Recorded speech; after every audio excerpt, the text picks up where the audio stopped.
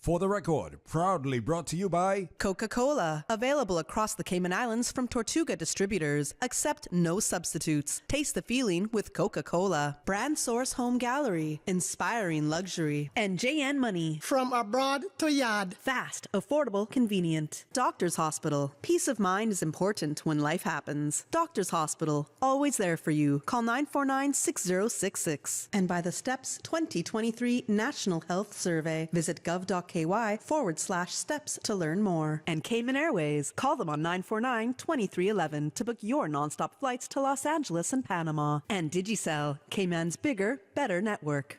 This is For the Record with Orrett Connor.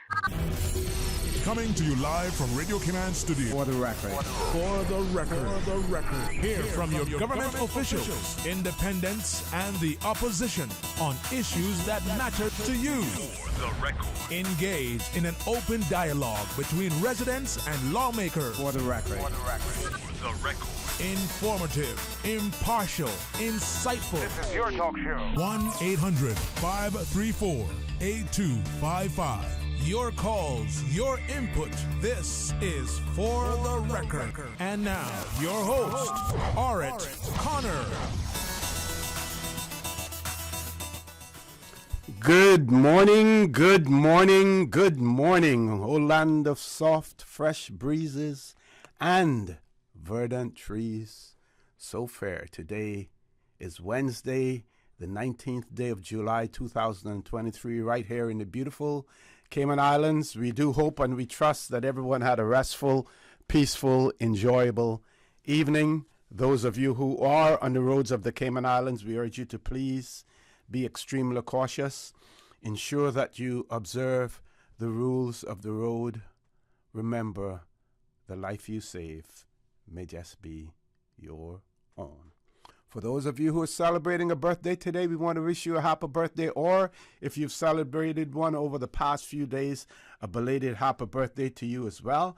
And to remind you that the For the Record birthday shout-outs are proudly brought to you by More Than Words, your gateway to local books and more. Connect to your culture, tap into your roots. More Than Words, located on the second floor of the Thompson building. And Pizza Boat, they are now open in Queens Court on West Bay Road. Hop on board the Pizza Boat Express. Pizza Boat, they make pizza even more fun. You can pick up or you can have it delivered. All you have to do is call 949-0000, or you can order online via www.pizzaboat.ky. For those of you who have lost loved ones, we want to extend our sincere condolences to you. We hope and we trust that your faith will help to carry you through these extremely challenging times, and that the memories of your loved ones will be a blessing to you as well.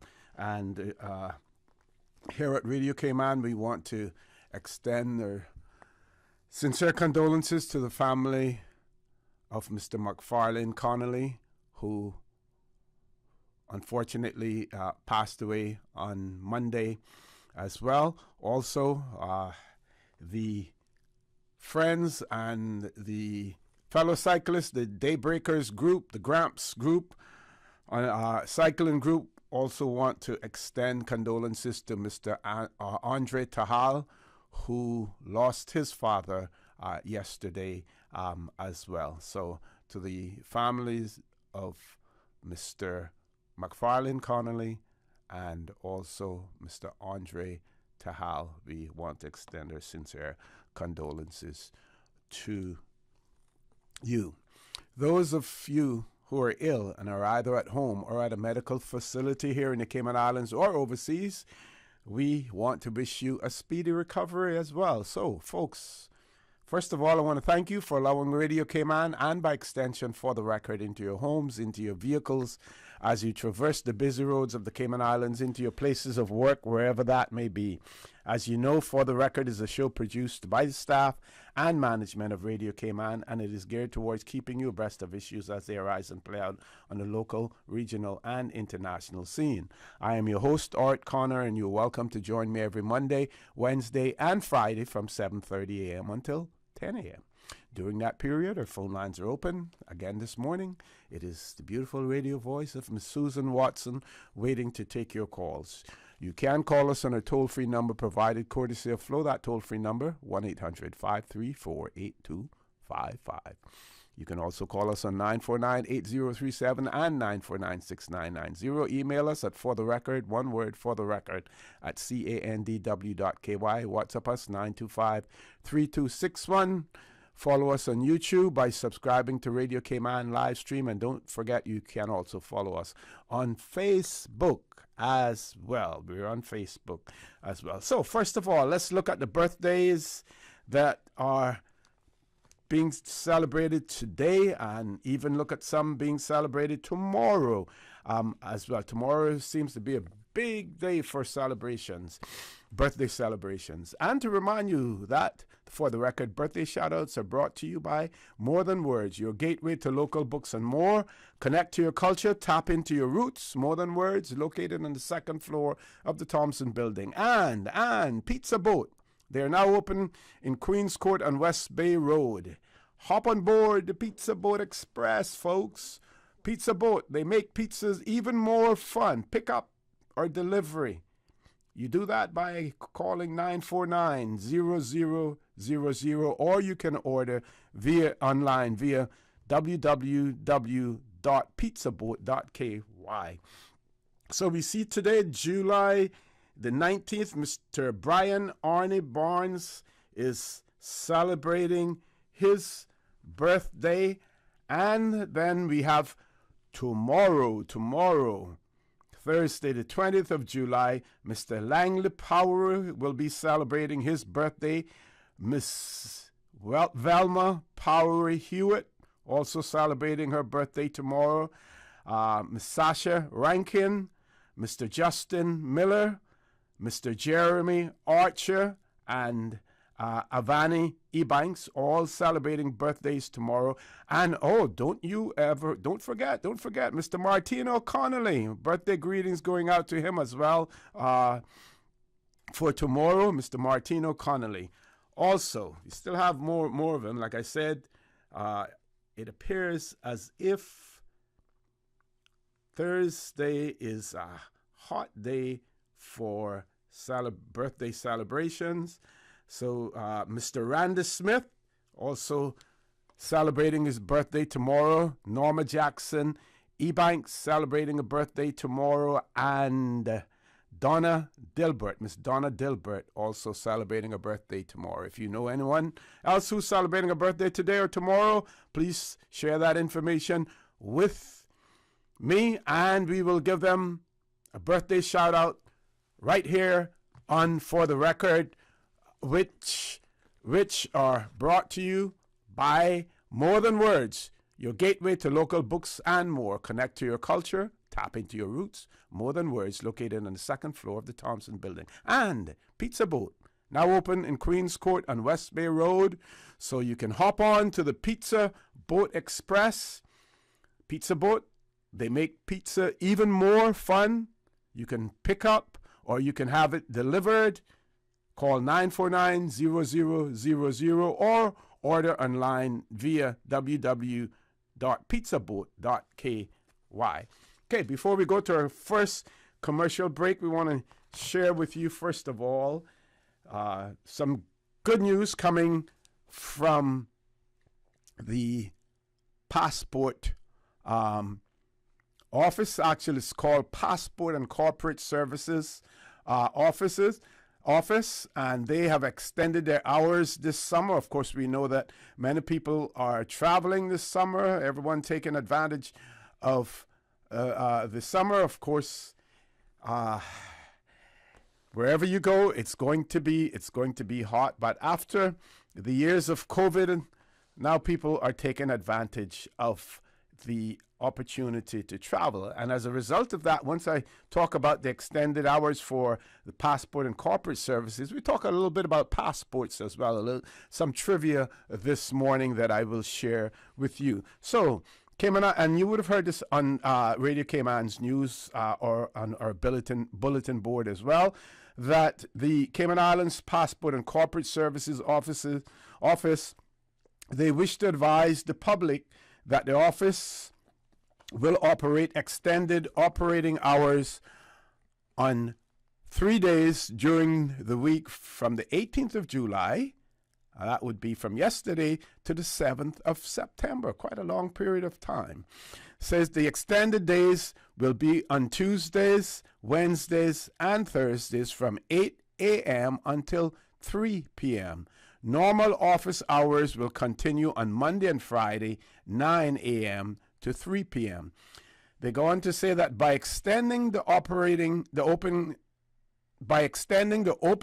hours, the Passport and Corporate Services Office will provide the public with increased access to services while ensuring efficient application processing. The Passport and Corporate Service Office provides passport services to British Overseas Territory citizens residing in the Cayman Islands, U.S. visa waivers, and other travel documents. The office is also responsible for the issuance of the governor's special marriage license and the legalization of documents. And if you want to learn more about the corporate passport and corporate services office, you can go to gov.ky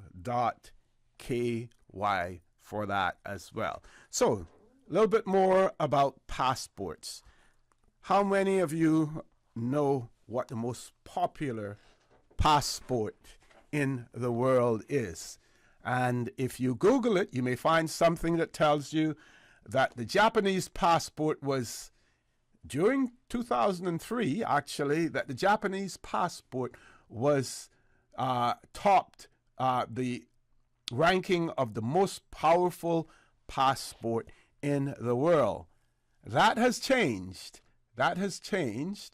And the entity that does the ranking have now informed us that the Singaporean passport is the top ranking, most powerful passport in the world. And why is that? Because Singaporeans enjoy free visa-free entry to 192 destinations, more than travelers of any other country. And that's what the index is telling us. So it says Singapore has topped a ranking of the world's most powerful passports, toppling Japan from the top spot. Singaporeans enjoy visa-free entry to 192 destinations, more than travelers of any other country, according to the latest, and this is the Henley Passport Index. So they're the ones that will rate passports in terms of their power and their ability to get you into other countries without being required to have a visa as well. What else does it say? It says that the South East Asian city-state last held the top spot in 2021 before losing its position to Japan the following year. Germany, Italy, and Spain were tied in second place, with their passport holders enjoying access to 190 destinations.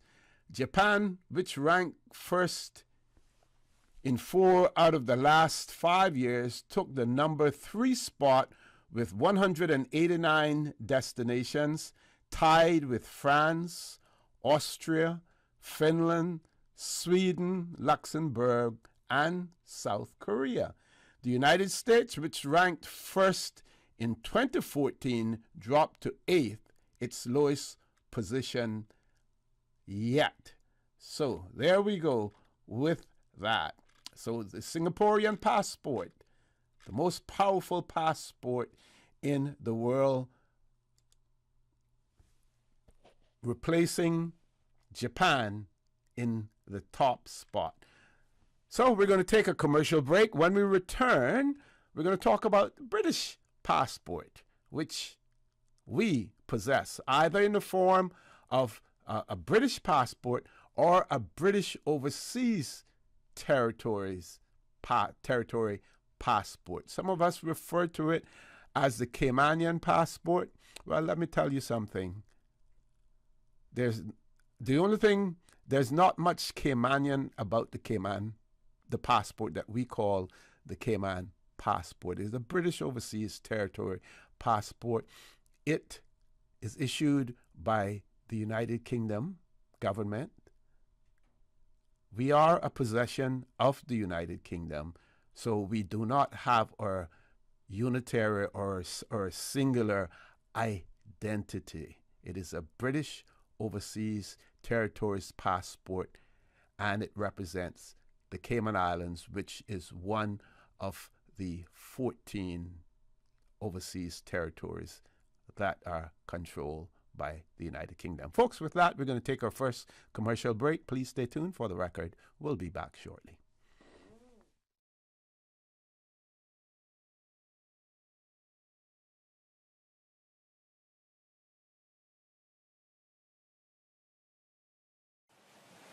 The Cayman Islands boasts of a long, colorful, and rich history. In tribute to our roots, Radio Cayman, the voice of the Cayman Islands, is pleased to bring you the Historical Vignette Series, brought to you by Rotary Central. For more than 110 years, Rotary members have used their passion, energy, and intelligence to take action on sustainable projects. The Cayman Islands, he hath founded it upon the seas. James Alexander Bernard, JP. James Bernard was affectionately known as Mr. Mercy to his family and friends. Some people called him Papa Jim. He was married to the Formula Mary M. Dixon and had one son, James L. Bernard. Like most Caymanian men of his era, he went to sea as a young man. He eventually became an accomplished cook. He also worked in the gold mines of Nicaragua. After retiring from sea, he farmed and is best remembered for being a butcher. He was a justice of the peace and a vestryman. Radio Cayman's Historical Vignettes was brought to you by Rotary Central. For more than 110 years, Rotary members have used their passion, energy, and intelligence to take action on sustainable projects.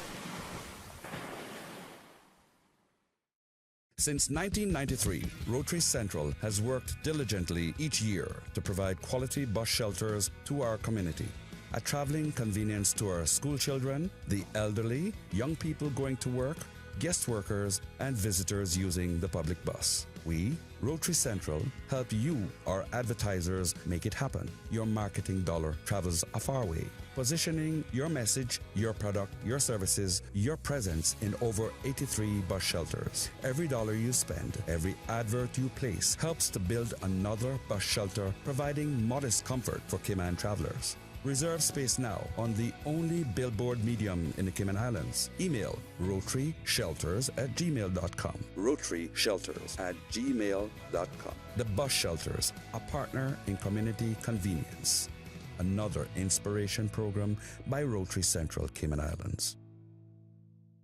More Than Words, your gateway to local books and more. Connect to your culture. Tap into your roots. More Than Words bookstore in the Thompson Building. Supplies local books, gifts, trinkets, keepsakes, wall plaques, and journals. The hub for local authors. More Than Words. So much more. More Than Words is now open. Shop number 4, 2nd floor, Thompson Building. Or call 936-5544. All aboard the Pizza Boat! Cayman's newest pizzeria. Birthday parties, office luncheons, summer camps, game night. Whatever your occasion, bring the fun with Pizza Boat. A Cayman twist to pizza. Bringing fusion ingredients from all over the globe to give you locally inspired fresh pizzas all day, every day. What's more, now you can enjoy a boat-shaped pizza with toppings of your choice. It's Pizza Boat. Pizza Boat, now open in Queens Court on West Bay Road. Pick up or delivery toll-free 949-0000 or order online www.pizzaboat.ky. Pizza Boat. Experience the ultimate pizza voyage. The STEPS 2023 National Health Survey is now in full swing, and the Ministry of Health and Wellness would like to thank the community for their ongoing support of this endeavor. Participants who have completed Steps 1 and 2 of the survey are reminded to complete Step 3 by July the 31st. Any survey participant needing additional support or information can contact mhwsteps@gov.ky or call 936-4969. Can you imagine your home completely organized? At Brand Source Custom Closets, we can. We specialize in designing and building custom closets and storage units for any room in your home, including the garage. With tailored designs and custom LED lighting solutions to fit your lifestyle and budget, our Custom Closets expert is committed to enhancing the value of your home with a solution that is uniquely yours. Visit our showroom or call 623-6774 to schedule a no-obligation appointment with our design expert. Brand Source Custom Closets, 209 Dorsey Drive, Industrial Park. Hey, is your phone slow, overheating, and dropping important calls? Don't fret. This summer, it's time to flip out with Digicel. Introducing the all-new Samsung Flip 4 with its sleek design and cutting-edge features. You'll flip into the summer in style and confidence. This summer, you can grab the all-new Samsung Flip 4, all just for $145. Flip into the summer with Digicel. Visit a Digicel store near you and grab the all-new Samsung Flip 4 and the amazing 7-day Prime Ultra plan today. System 1 loaded. 1-800-534-8255. What is on your mind when it comes to the government, independence, and the opposition? Issues that matter to you. 1-800-534-8255. Waiting to hear from you. For the record. This is For the Record with Orrett Connor. Good morning and welcome back to For the Record. No guest in the studio yet, but we will have the Leader of the Opposition and his Deputy Leader and Member of Parliament, Mr. Joey Hugh, along with the Leader of the Opposition, Honourable Roy McTaggart, in the studio after the 8 o'clock news this morning. So meanwhile, we have other birthday greetings going out.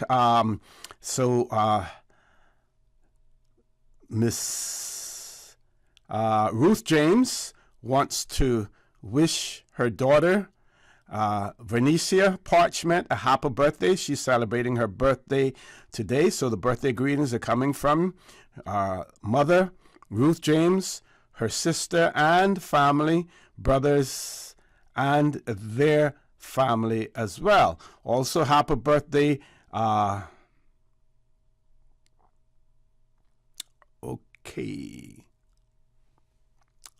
coming from her children and grandchildren as well. So we have from mother, her sister and family, brothers and their family, and then we also have coming from grandchildren, and that's Miss Vernicia Parchment, who's celebrating her birthday today. Happy birthday, Miss Vernicia. So, folks, a little more. This isn't trivia. This is factual information, actually. Says British passports issued with the King's name.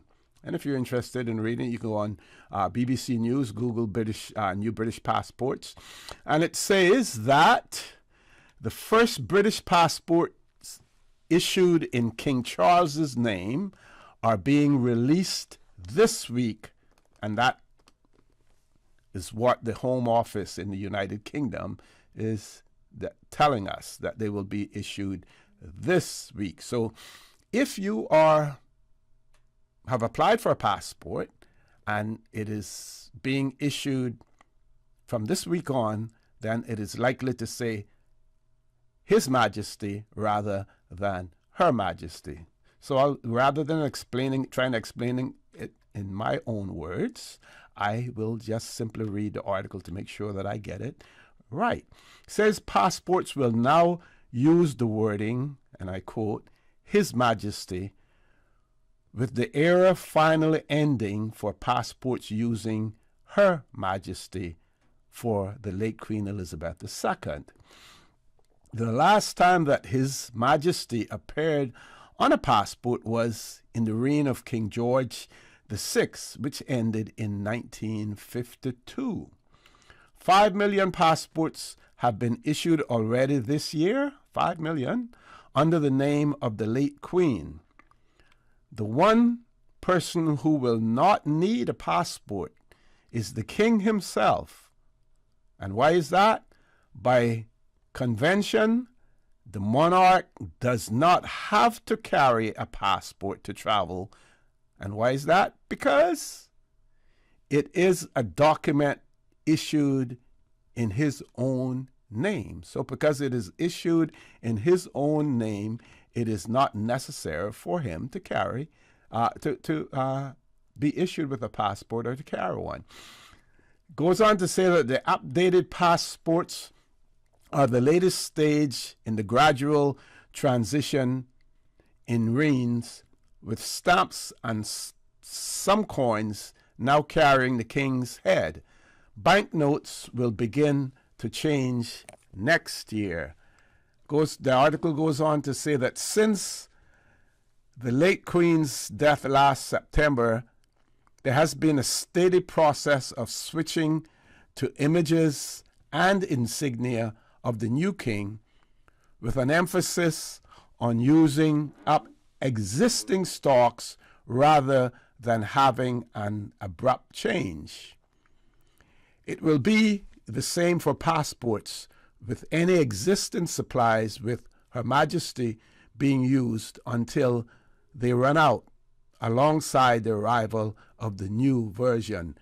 The new passports will now carry the words, His Britannic Majesty's Secretary of State requests and requires in the name of His Majesty. And of course it goes on after that.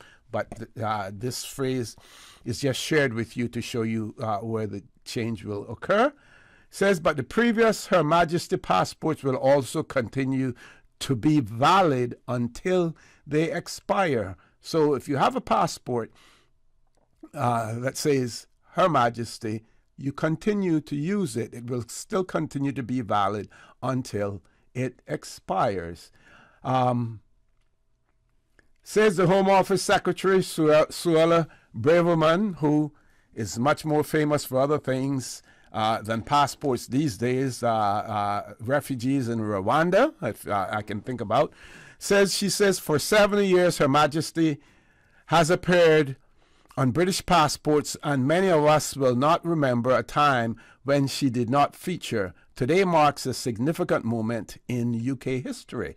After problems with delays of issuing passports last year and industrial action this year, the Home Office says 99% of passports are being issued within 10 weeks of application.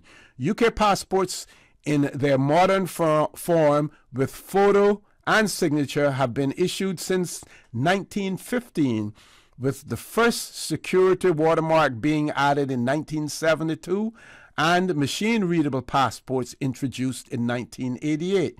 In 2020, after leaving the European Union, UK passports changed from a burgundy color used since 1988 to dark blue.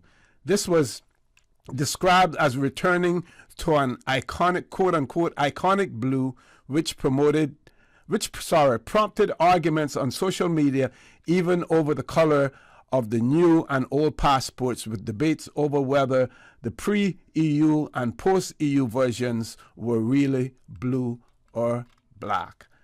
And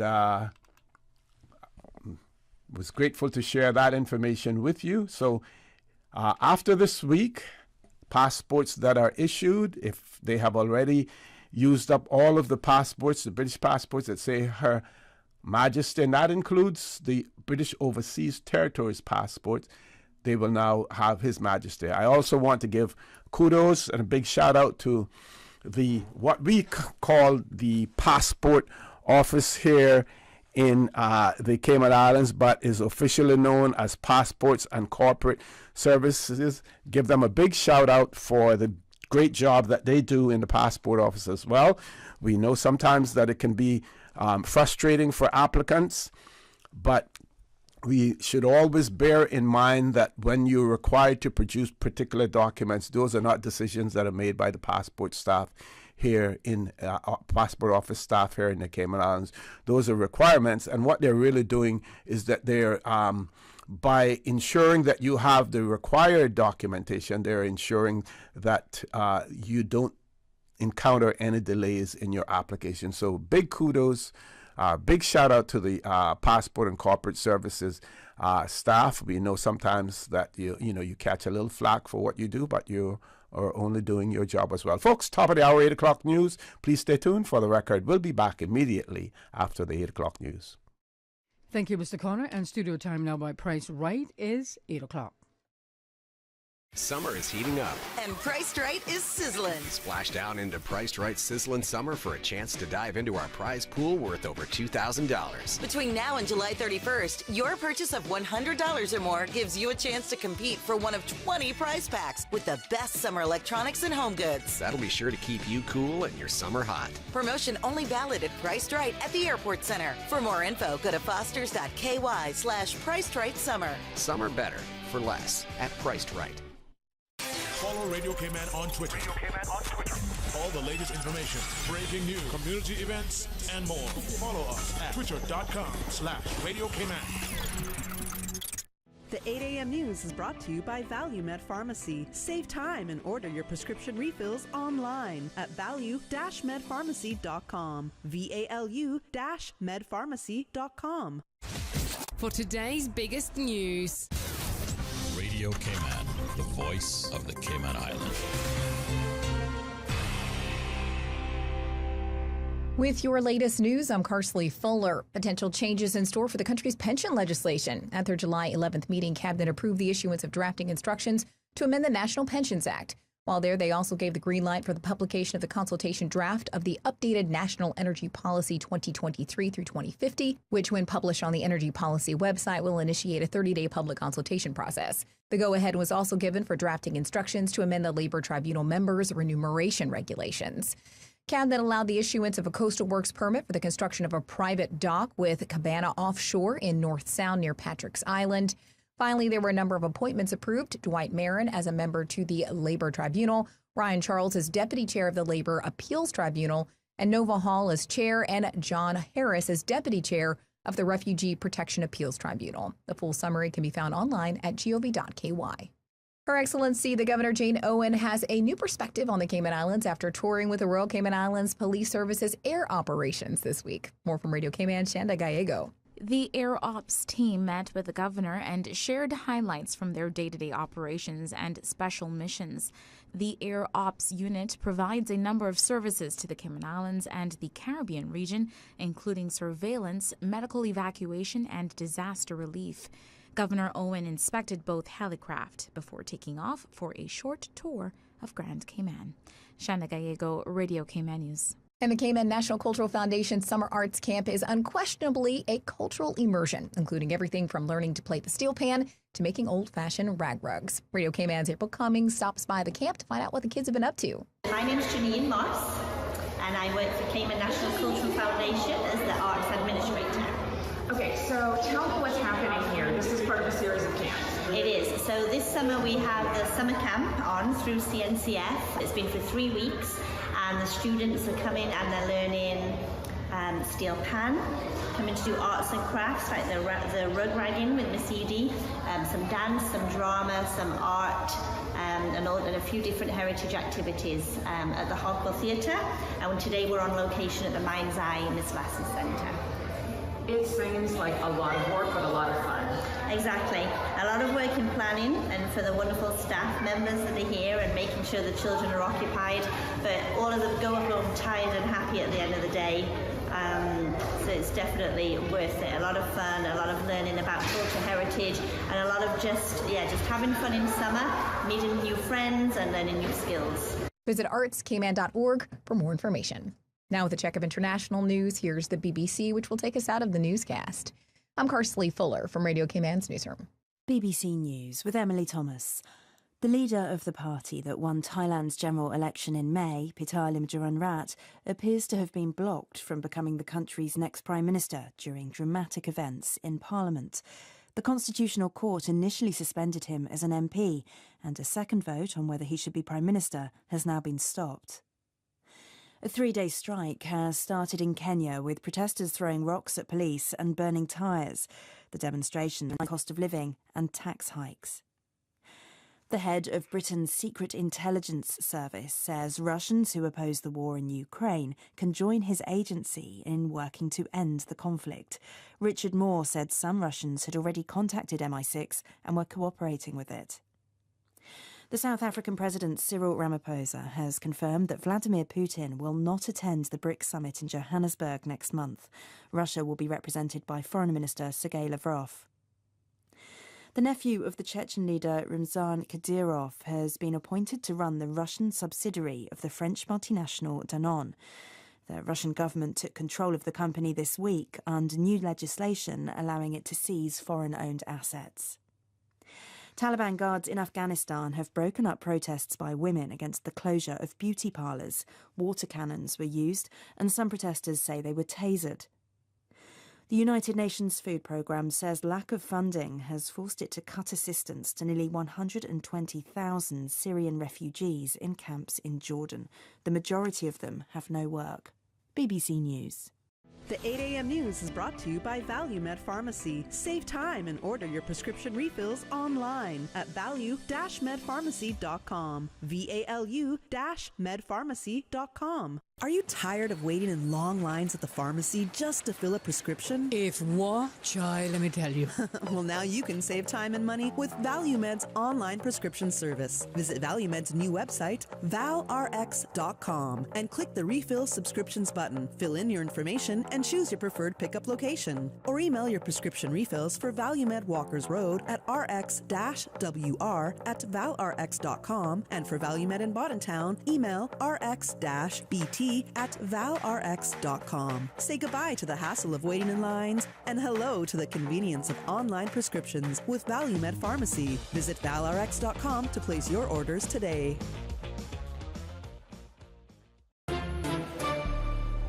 Stay in touch with Radio Cayman with the latest up-to-date, accurate news and information. For your convenience, the headline news will be repeated on our sister station, Breeze 105.3 FM, weekdays at 8:30 a.m. Follow Radio Cayman on social media, Facebook, Instagram, Twitter, or download the Radio Cayman app in the App Store, or log on to www.radiocayman.gov.ky and stay connected to what's happening in the community. Radio Cayman, your voice, your choice, your radio. Homeowners, protecting your family and property is crucial during the season, and you should always assess insurance needs long before a storm makes landfall. Most insurers won't issue new policies or increases when a storm is imminent. Cayman Insurance Center's team of professionals can help owners like you find the most comprehensive coverage and competitive rates. Call the insurance professionals at Cayman Insurance Center 949-4657 or email info@cic.com.ky. Don't take chances with your family's future or your valuable assets. Call Cayman Insurance Center's insurance professionals today at 949-4657. Are you an entrepreneur with a groundbreaking idea? It's time to launch your startup and access the ultimate springboard to success. Introducing Launch Labs Incubator by Enterprise Cayman. Ignite your potential and get pitch ready for angel investment. Tap into the Cayman Enterprise City Network and vibrant community of like-minded innovators. During this 12-week program, access expert advisors in a collaborative co-work environment. No cost to participate thanks to CEC. All startups encouraged to apply. Visit enterprisecayman.ky for details and don't miss the August 1st deadline. Prodigal son. Grand Cayman, the original Gospel Fest is back. Michelle T and friends in association with JN Money Transfer present Jamaica's 61st Independence Gospel Fest. Saturday, August 5th at the Lion Center. Featuring Prodigal Son, Michelle T, Da Flame, Claudel Clark, Ryan Davis, Laverne Welcome, and Rashada Henry. $30 prepaid, $35 at the gate. Ticket outlet, JN Money Transfer, Funky Tanks, Macros Groceries, all locations. Gate open at 5 p.m. Showtime 6 p.m. Come, let's have a time of thanksgiving and praise.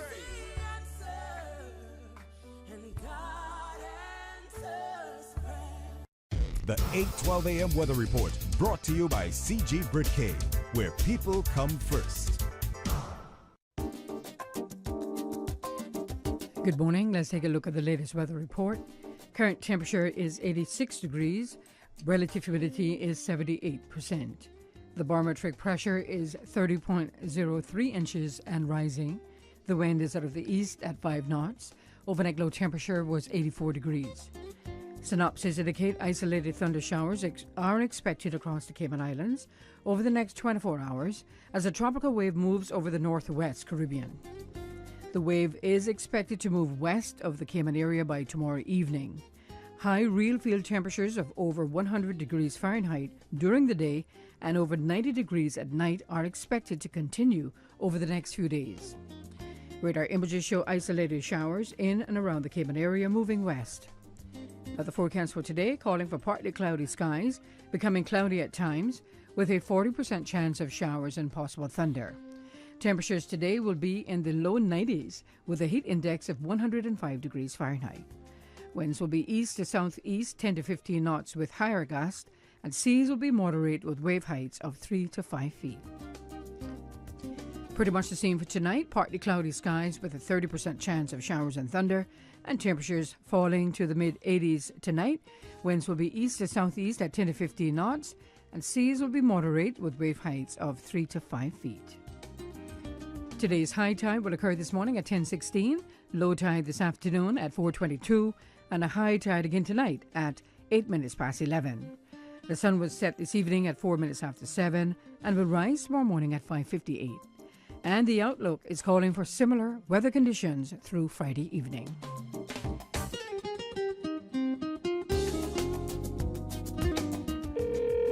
Hi, my AC just went out and I need someone to come fix it. I'm sorry, we're closed. Okay, what about tomorrow? We're only open on Thursday.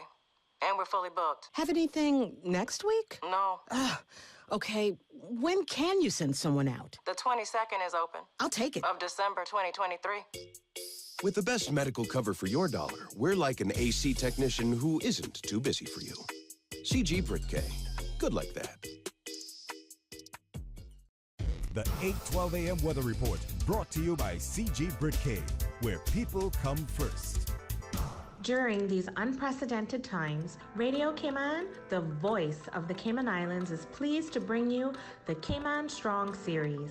The Cayman Strong Series is brought to you by OnCourse Cayman. Visit oncourse.ky to view a full list of wellness services and their qualified team. OnCourse Cayman, health, wellness, and happiness. Achieving our goals is rewarding, but at times can feel frustrating, especially if and when we miss our target. As you approach your goals in life, set yourself up for success. When setting your goals, keep it positive. The human brain does not work very well in the negative. For example, if told not to think about pink elephants, most people's brains go straight to a pink elephant. When setting goals, focus on what you are doing rather than what you are not going to do. For example, instead of saying to yourself not to go on Facebook, say to yourself that you will study more. Change your thinking and change your life. During these unprecedented times, Radio Cayman, the voice of the Cayman Islands, is pleased to bring you the Cayman Strong Series. The Cayman Strong Series is brought to you by OnCourse Cayman. Visit oncourse.ky to view a full list of wellness services and their qualified team. OnCourse Cayman, health, wellness, and happiness. These days, feelings of loneliness, anxiety, stress, and depression can be overwhelming. Just know you are not alone. OnCourse Cayman offers private mental health services for children, teens, adults, and groups. Visit oncourse.ky to view a full list of wellness services and their qualified team. OnCourse Cayman, health, wellness, and happiness. The traffic report is brought to you by Subway. Planning a meeting, event, or office celebration? Visit subway.ky to place your catering order today. Top of the morning once again. Let's take a look at traffic. Coming from the east on Shamrock Road and coming off of Rex Creighton Boulevard, traffic is moving along steadily, and there's steady traffic on the Linford Pearson Highway, as well as coming off of Bobby Thompson Way and off of the Linford Pearson Highway on Agnes Way. Slight delays expected. Traffic is also steady heading to Georgetown on Crew Road, and eastbound traffic on Crew Road is moving on moderately, and a little steady traffic, but nothing to worry about too much on Huldah Avenue. Coming off of the Estelle Tibbetts Highway, steady but flowing traffic, and traffic is moving on moderately, heading to the Industrial Park area. And on North Sound Road, traffic steady but flowing. Godfrey Nixon Way and Easton Avenue flowing pretty good. Light to moderate traffic flow on Edward Street. No issues on Owen Roberts Drive as traffic is light to moderate, as well as coming from the West Bay 4-way stop. And that's the very latest on your traffic. If you see any accidents or incidents, make sure you give us a call here at Radio Cayman 949-6990. Have a good morning and click it or ticket. From boat days to beach gatherings, leave the catering to Subway. Choose from small and large sandwich platters, double meat wrap platters, and top it off with optional cookie platters for dessert. Or ask about our Subway box to go with the option of 6-inch or foot-long sandwich, 1 cookie, and 1 bag of chips for all occasions and celebrations. Let Subway focus on the food so you can focus on the fun. Visit subway.ky for catering options. Subway. Eat fresh. The traffic report is brought to you by Subway. Planning a meeting, event, or office celebration? Visit subway.ky to place your catering order today. When a storm is approaching, be sure to not only stock up on drinking water, but also non-drinking water. That is, water for cleaning and washing. You can store non-drinking water in clean bathtubs or large, sterile containers. Visit the Water Authority's website, www.waterauthority.ky, or follow us on social media for more hurricane preparedness tips. You know, as a little girl, I dreamt of traveling to faraway places and foreign lands. I tell you what though, no more dreaming. This summer, I go in flying with Cayman Airways. How blessed are we in the Cayman Islands to have a very own national airline. Girl, you can fly to so many international destinations without the hassle of connecting flights. On top of Jamaica, Cuba, and Honduras, you got non-stop flights from Cayman to New York, Miami, Tampa, and even Denver, Los Angeles, and now Panama. Going to be a little cafe con leche and Hollywood Squares for this old gal this summer. Make your travel dreams come true with Cayman Airways, offering non-stop flights for non-stop adventures in Panama, LA, and many more places in between. For details and to book, call 949-2311, contact a travel agent, or visit CaymanAirways.com.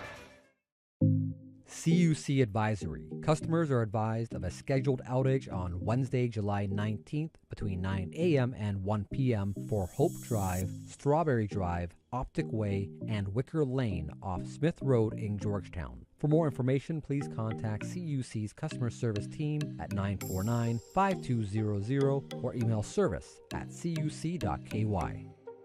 I think I'm gonna search the town and get lost with a girl who can fill me right up with her charm. Friends of Jamich presents a fundraising beach barbecue on Wednesday, July 26th at Coral Beach. Live music by J.R. Douglas, Tropical Days, High Tide, Musical Crew, DJ Alec, Mixmaster, DJ Martino. Gates open at 4 p.m. till 11 p.m. 2 for 1 happy hour, 4 p.m. to 7 p.m. Proudly sponsored by The Caymanian Times, Monster Media, Radio Cayman, Young Blood Production, Coral Beach. Part proceeds in aid of Jamich Cancer Recovery.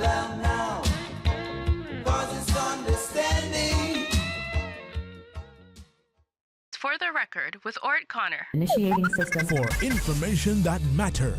For the record, with Orrett Connor. Continues right now on Radio Cayman. Good morning and welcome back to For the Record. We will shortly have some members of the opposition in the studio with us. Meanwhile, I will continue to talk. Remember, our phone lines are open. Toll-free number 1-800-534-8255. Also 949-8037, 949-6990. WhatsApp us 925-3261. So, Cayman Islands, making the headlines or the news in several international news sites over the past few days. Before I go to those, I'll share with you the release on the 18th of July issued by Customs and Border Control confirming an arrest. And it reads, the Cayman Islands Customs and Border Control confirms the arrest of 2 American nationals, Jelena Noura Hadid and Leah Nicole McCarthy, for the importation of marijuana and importation of utensils used for the consumption of marijuana on the 10th of July, 2023. So 10th of July that occurred. Press release was issued on the 18th of July. Of course, the news was out before that. News leaked out before that as well. Says the 2 females who arrived on a private aircraft in the Cayman Islands from the United States were arrested following a search of their luggage, and a small amount of marijuana was recovered. Both parties appeared in summary court on the 12th of July and were charged with the importation of a controlled drug and the importation of a drug utensil. They entered guilty pleas and were fined CI $1,000, and no conviction was recorded. Okay, so that's coming from Customs and Border Control. We have seen on several foreign media websites the news of it, the BBC, if you like the tabloids, the Daily Mail, and others. And, for those of you who like a little bit of satire, I would say that the hashtag now, the hashtag is all is well that ends well. And that is a quote coming from Gigi Hadid, who was one of the subjects of the arrest. All is well that ends well. Now,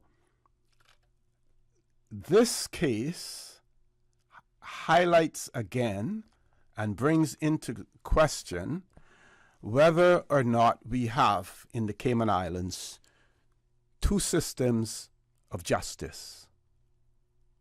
One for the rich and or famous, and one for the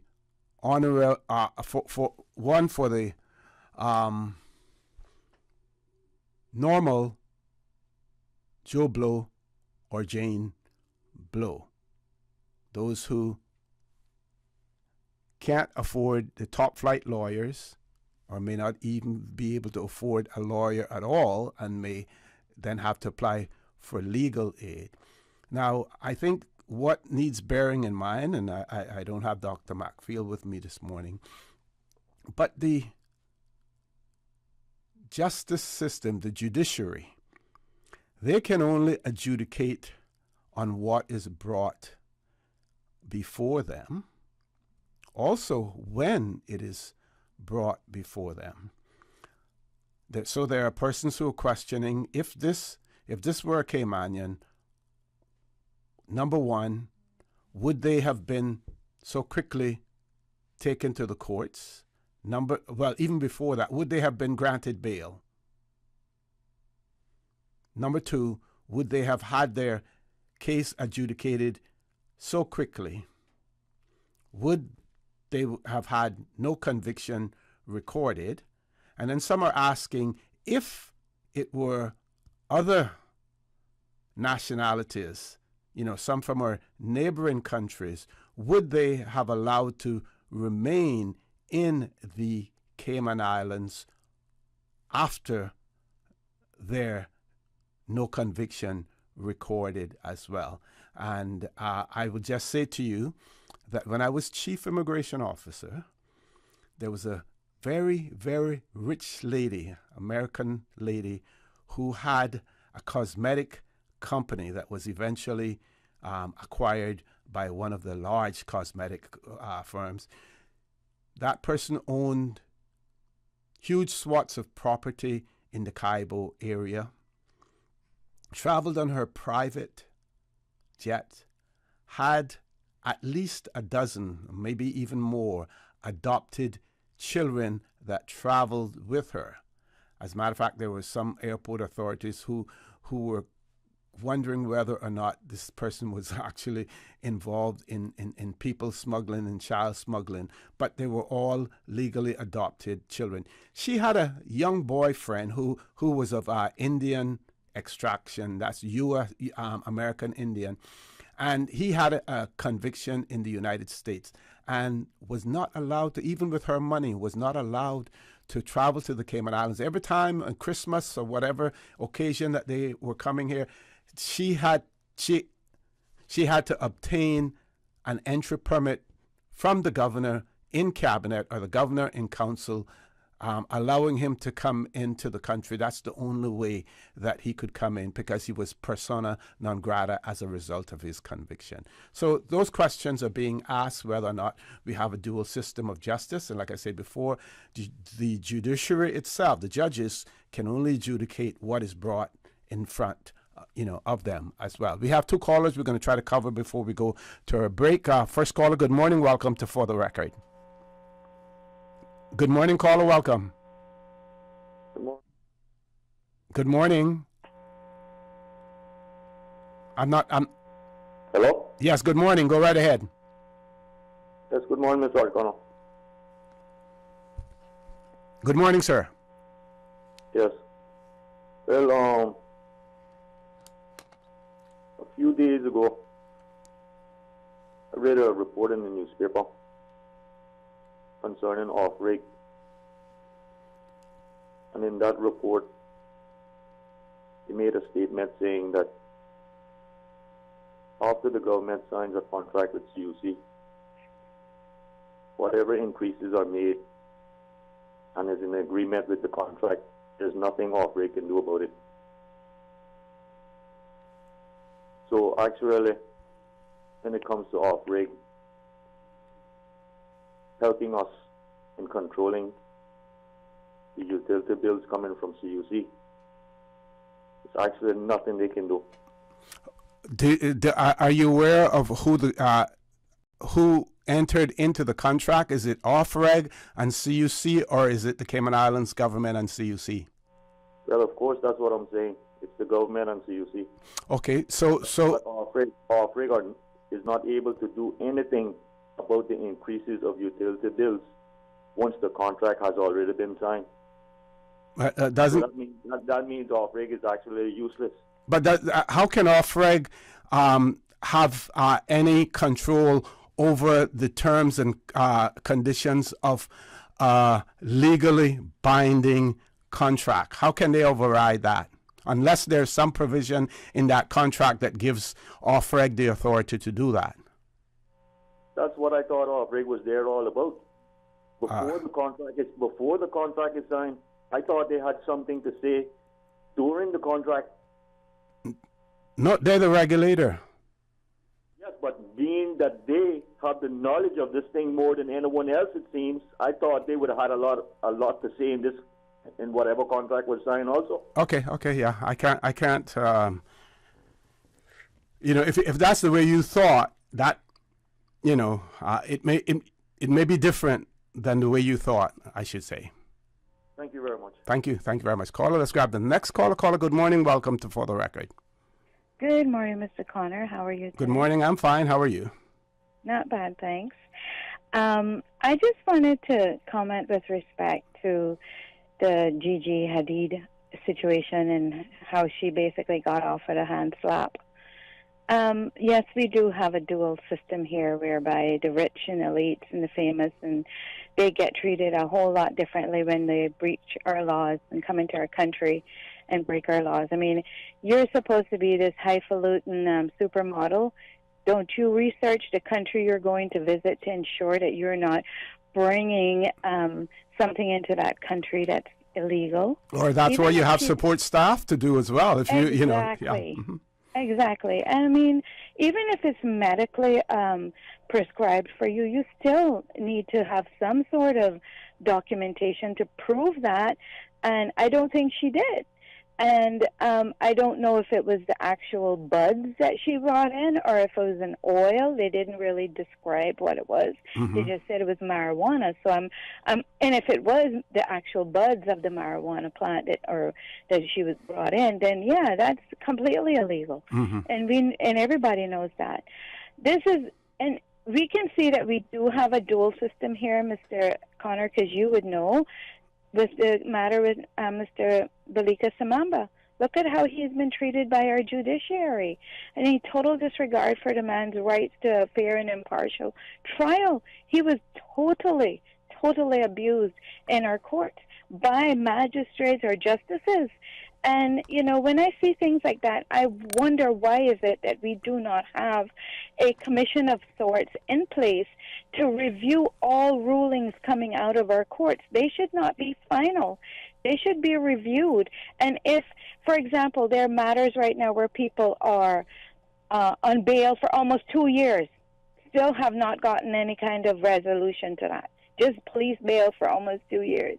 But if they're on police, caller, if they're on police bail, that would not have reached the judiciary yet. Obviously, the police is still investigating it, so that would not. And don't bear in mind now, we don't want to always fault the judiciary. Like I said earlier, you know, the judiciary the judges can only deal with what is presented to them. If you have a good lawyer, you know, a high-powered, falutin, a lawyer that you pay a lot of money for, they're there to vigorously represent their client. Some do it better than others, but obviously, what the judiciary has done in terms of the sentence and everything else, it is allowed in law. So we shouldn't lose sight of that. I understand that. But we have seen over the years, and it's in the systems, and you can go and, you know, I guess, review them, look them up, and do the searches and find it, where judgments were very, very impartial. I mean, not partial, towards the plaintiffs or the defendants, and things like that. There has to be an additional step after that ruling comes out of the courts. Because we can't constantly believe that every ruling is gospel, and then you have to go through an appeal process and all the other rigmarole to go along with it. No, I don't think that's fair to people. And the people that are being the most disenfranchised with our court system and our police system is the poor people of this country, because they do not know any better. Do not know any better. And that's a bit unfair. And, you know, I want to raise one more thing before, I know you have to go. Yes. One more thing I want to raise. Our government needs to be kind, as they say that they are. Notices of stuff that need to be renewed, that should be sent out to people via email or mailbox, PO box, or a courtesy phone call, something. We're right now revoking things for people, and they never even knew that it was outstanding. I'm not saying that you shouldn't hold up your end of the responsibility as well, but in these times, people are stressed, oppressed, and distressed, and don't even remember stuff. And I think that when something like that comes up, okay, let me give John Brown a call or Ms. Hazel a call and let her know that this stuff has expired. She needs to come, or expiring, she needs to come and pay her fees. And if she needs time to pay, let's offer that to them. Okay, man, it's too big for all of that now, my dear. Too big for all of that. It can't be. It can't be. I'm sorry, it can't be. That's not Cayman kind, Mr. Connor. Okay. That's Cayman unkind. Yes, thank you. Thank you very much, caller. We have to take a commercial break. When we return, and we will be joined by our guests. Folks, please stay tuned for the record. We'll be back shortly. The STEPS 2023 National Health Survey is now in full swing, and the Ministry of Health and Wellness would like to thank the community for their ongoing support of this endeavor. Participants who have completed Steps 1 and 2 of the survey are reminded to complete Step 3 by July the 31st. Any survey participant needing additional support or information can contact mhwsteps@gov.ky or call 936-4969. Are you ready for a midsummer miracle? Get ready for the Christmas in July sale at Tortuga and discount retail stores. All July, Tortuga is bringing exclusive Red Dot deals in store. Discover incredible savings on selected items that will make your summer merrier. But hurry, the Red Dot deal is available while stock lasts during regular store trading hours. Don't miss the once-in-a-summertime offer to save on your favorite beverages and more with Christmas in July. Visit a Tortuga and discount retail stores near you.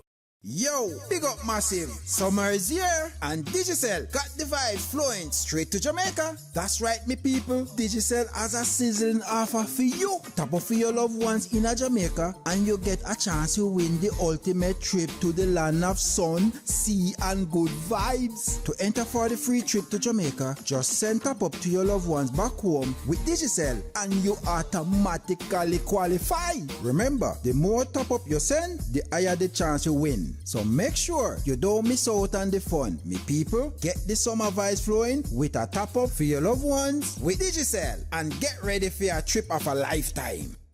West Bay Pharmacy. Personalized medicine, customized care to meet your specific needs. Your body is unique to you. Your medicine should be too. Whether you're seeking individual-specific medication, correct size dosages, or simply better tasting medicine, ask your pharmacist or healthcare provider about how compounding at West Bay Pharmacy can increase your treatment options, not only for your family, but for your pets too. West Bay Pharmacy, open Monday through Saturday, 9 a.m. to 8 p.m., Sundays and most holidays from 11 a.m. to 6 p.m. Prodigal Son. Grand Cayman, the original Gospel Fest is back. Michelle T and friends in association with JN Money Transfer present Jamaica's 61st Independence Gospel Fest. Saturday, August 5th at the Lion Center. Featuring Prodigal Son, Michelle T, Da Flame, Claudel Clark, Ryan Davis, Laverne Welcome, and Rashada Henry. $30 prepaid, $35 at the gate. Ticket outlet, JN Money Transfer, Funky Tanks, Macross Groceries, all locations. Gate open at 5 p.m. Showtime 6 p.m. Come, let's have a time of thanksgiving and praise.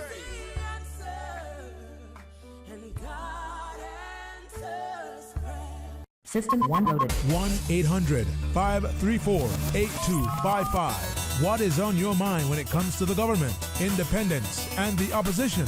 Issues that matter to you. 1-800-534-8255. Waiting to hear from you. For the record. This is For the Record with Orrett Connor. Good morning and welcome back to For the Record. It is my pleasure to have in the studio with me Honourable Roy McTaggart, Leader of the Opposition, and Deputy Leader of the Opposition and Member of Parliament, Mr. Joey Hugh. Gentlemen, good morning. Welcome back to For the Record. And thank you very much, OC. Good morning to you.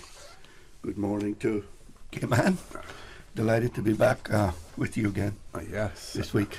And when you were here last, I know that there were several items that you wanted to discuss that we didn't really get into. And then there's several things that have occurred since then as well. I think you've had a Public Accounts Committee meeting or Finance Committee since that period? Well, we can put that one easily to bed, OC, with regard to the Public Accounts Committee. Okay. But I could not make quorum last week in order to host that meeting. Wow. Could not do it. Okay. Thought that we had it, and morning of, I'm told that we would not have quorum.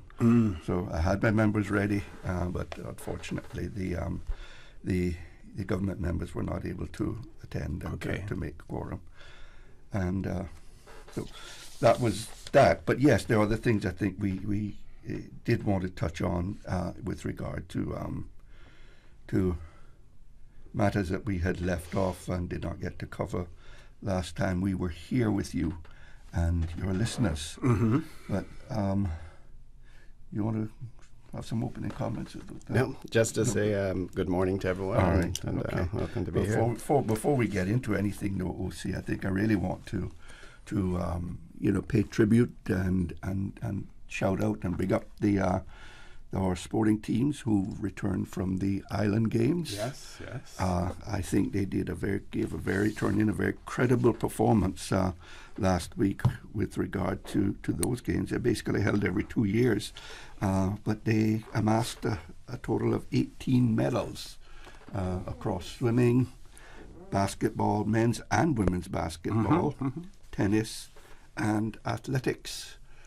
So a big shout out to them. I think, I would say I can speak on behalf of all Cayman that we are proud of them, proud of all of their efforts, proud of their commitment. And, it shows what happens as well when you are committed to something and you devote the time and energy to train and prepare yourself for these games. Yes. I have been watching it, OC, and just see over the years now, the standard of performance of Caymanian athletes continues to rise. And every time we have these international games, Caymanians are going out there and they are competing and winning. And, kudos to all those who participate, especially coaches, but to the competitors, well done. And we're proud of them this morning for all of their efforts. And if I could add to that, there was a time when most of our athletes, when we went overseas, if it be whatever sport, the reports would come back, they exceeded their personal best. That's true. But they weren't never in the medals category. And I would get so angry when I read that. Yes, a personal best is an accomplishment, but we need to see more results of that. So we're seeing more, and I think a lot of that has to do with the fact that we're competing more internationally as well. Yeah. And just to say, for our listeners as well, it appears as if the Commonwealth Games, the hosting of that, or the actual games is questionable in the next 2 years, because it was supposed to be held in Australia. And the place that it was going to be held there, they're saying that they're unable to host it now because of the increase in costs and everything else. So, and they had a struggle to find somewhere for it to be hosted. So I hope that does not occur, and I hope that they find a host country for the Commonwealth Games. Absolutely. Because that is, that is one event where Cayman can shine. Yes, quite easily. Mm-hmm. So I just wanted to, open up this morning, OC, on this whole issue of crime. Yes. When we were here with you, it was raging. It was extremely topical, because we had the situation of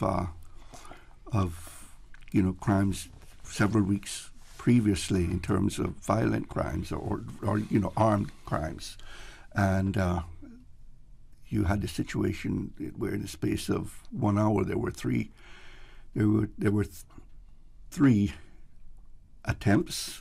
One was successful, but the two failed. And we see now the response, had time to now get to see the response from the police, and we see the good outcomes where a number of people have been arrested. But it was an issue, and it still continues to be an issue. I am absolutely certain in terms of the work of the police, because the following Friday I issued, or was it Thursday evening? I can't even remember now which, but I issued a very, a very strong statement regarding the whole issue of the increasing crime rate in the country, because we did a deep dive into the statistics, and they clearly showed that the incidence of serious crime, like robberies with handguns and that sort of stuff, that there was a very significant increase in that in 2022, and I believe we had the statistics in front of us. 2023 will show that there is a continuing increase as well. in that. But time will tell until the police release the information with regard to the numbers of crimes that are taking place. So it's an issue that, in my mind, is not going away. And the solution really has to be multifaceted. It's across many groups, people, and departments within government as well. And so the solutions, I think, are going to have to be quite coordinated, and it is going to need the help and assistance of everybody in the community if we are to snap this out. Because to me, the real danger here is that we become so accustomed to it that we just blow it off whenever it happens. You did issue that press, that release on the 6th of July? Yes, sir. Okay. 6th of July. Yeah, that was a Wednesday then, or Thursday? Thursday. And, yeah. So, I mean, in that statement, I did outline a number of things that I thought the government and could be doing and things that needed to be considered, in order to tackle the whole issue of this increasing crime. If I could, I could just go and just remind the public with regard to that. I said, first of all, that we need to empower the police to consistently and persistently disrupt criminal gangs and target repeat offenders. And I do believe now that, having heard from Commissioner, because we did meet with him that following Monday, we had a very productive meeting with him, discussed a whole range of issues surrounding crime in the Cayman and the elements those that are involved in it. And I think, I learned that he and his team are doing this, and they are just not sitting on their and just waiting for it to happen. They're actively out there. Yes. They are actively and persistently trying to disrupt these things. But, you can't know where all these criminals are 24/7. So they are able to, to continue to perform these crimes. And, but I've also seen, and we know, back in December when we're going through another spate as well, that, the police did institute a very vigorous policy of actually being in these people's face and tracking them and watching them, and they were able to disrupt the amount of crime that was taking place. So we know that element of it, although it works, and it disrupts and puts them on their back feet. Certainly. We have to go to a commercial break, but we also know that not every time that the police takes an action or what they can tell us what it is that they're doing, because by putting that out there, they're alerting the criminals as well. And I'm sure that in your discussions with the Commissioner of Police, you would probably be privy to information that the public is not privy to as well, and that helps. What helps to reassure you that the police are doing. And I've not revealed anything. I don't think that anyone else knows, and I would not go that way. Exactly. So I appreciate you saying that, certainly, so the public as well knows. But I mean, I'm not going to say anything exactly. We don't expect you to. That would be private. That their privacy is absolutely essential. Okay, folks, we're going to take a commercial break. Please stay tuned. For the record, we'll be back shortly. At Doctors Hospital, we know life happens, and usually when you least expect it. So when unexpected medical issues arise, you need quality care close to home. Located in the heart of Georgetown, our accomplished team of physicians and medical staff treat minor urgent conditions such as migraines, chest and abdominal pain, shortness of breath, burns, broken bones, open wounds, and more. 24 hours, 7 days a week with no appointment necessary. Peace of mind is important when life happens. At Doctors Hospital, we're always here just for you. Need to speak to someone? Call 949-6066. She hear clunk and her car stop. I was just about to send her some money, so I send it straight to her JN money transfer card. It cost me less, and perhaps she use a card pay the garage right away. She'll get discount through the JN Rewards program in Jamaica. This card make things easy. You can even get funds at any multi-link ATM. JN Money Transfer Card. Fast, affordable, convenient. Tell your loved ones in Jamaica about it. Sign up is free. You know, as a little girl, I dreamt of traveling to faraway places and foreign lands. I tell you what though, no more dreaming. This summer, I going flying with Cayman Airways. How blessed are we in the Cayman Islands to have a very own national airline? Girl, you can fly to so many international destinations without the hassle of connecting flights. On top of Jamaica, Cuba, and Honduras, you got non-stop flights from Cayman to New York, Miami, Tampa, and even Denver, Los Angeles, and now Panama. Going to be a little cafe con leche and Hollywood Squares for this old girl this summer. Make your travel dreams come true with Cayman Airways, offering non-stop flights for non-stop adventures in Panama, LA, and many more places in between. For details and to book, call 949-2311, contact a travel agent, or visit CaymanAirways.com. So much happening so fast, too much. It is hard for me to follow my healthcare instructions. The private counseling with West Bay Pharmacy literally saved my life. At West Bay Pharmacy, we know how complex medications can be. Our pharmacists are delighted to offer you personalized one-on-one healthcare counseling, free medication review, therapeutic callbacks, and we will liaise with your physician to ensure you receive the best in quality medical care. Quality of life has a whole new meaning with the right pharmacy to support you. Thank you, West Bay Pharmacy. West Bay Pharmacy in Centennial Towers. Convenient quality care is just around the corner. Now you can WhatsApp your West Bay Pharmacy prescriptions to 516-0777. Why replace when you can respray? At Granite Express Cayman, we can completely transform your old kitchen cabinets with a fresh kitchen respray for just a fraction of the cost of buying new ones. Big news! Our summer special promo is here. We are offering kitchen countertop specials up to 50 square feet installed for only $1,595 CI for granite and $1,895 for quartz. We can make your dream kitchen come true and at a price to suit all budgets. Call 922-0424 for a free estimate, friendly service, fast installation. Hurry! Limited time only while supplies last. Visit graniteexpresscayman.com. For the record, with Orrett Connor. Initiating system. For information that matters.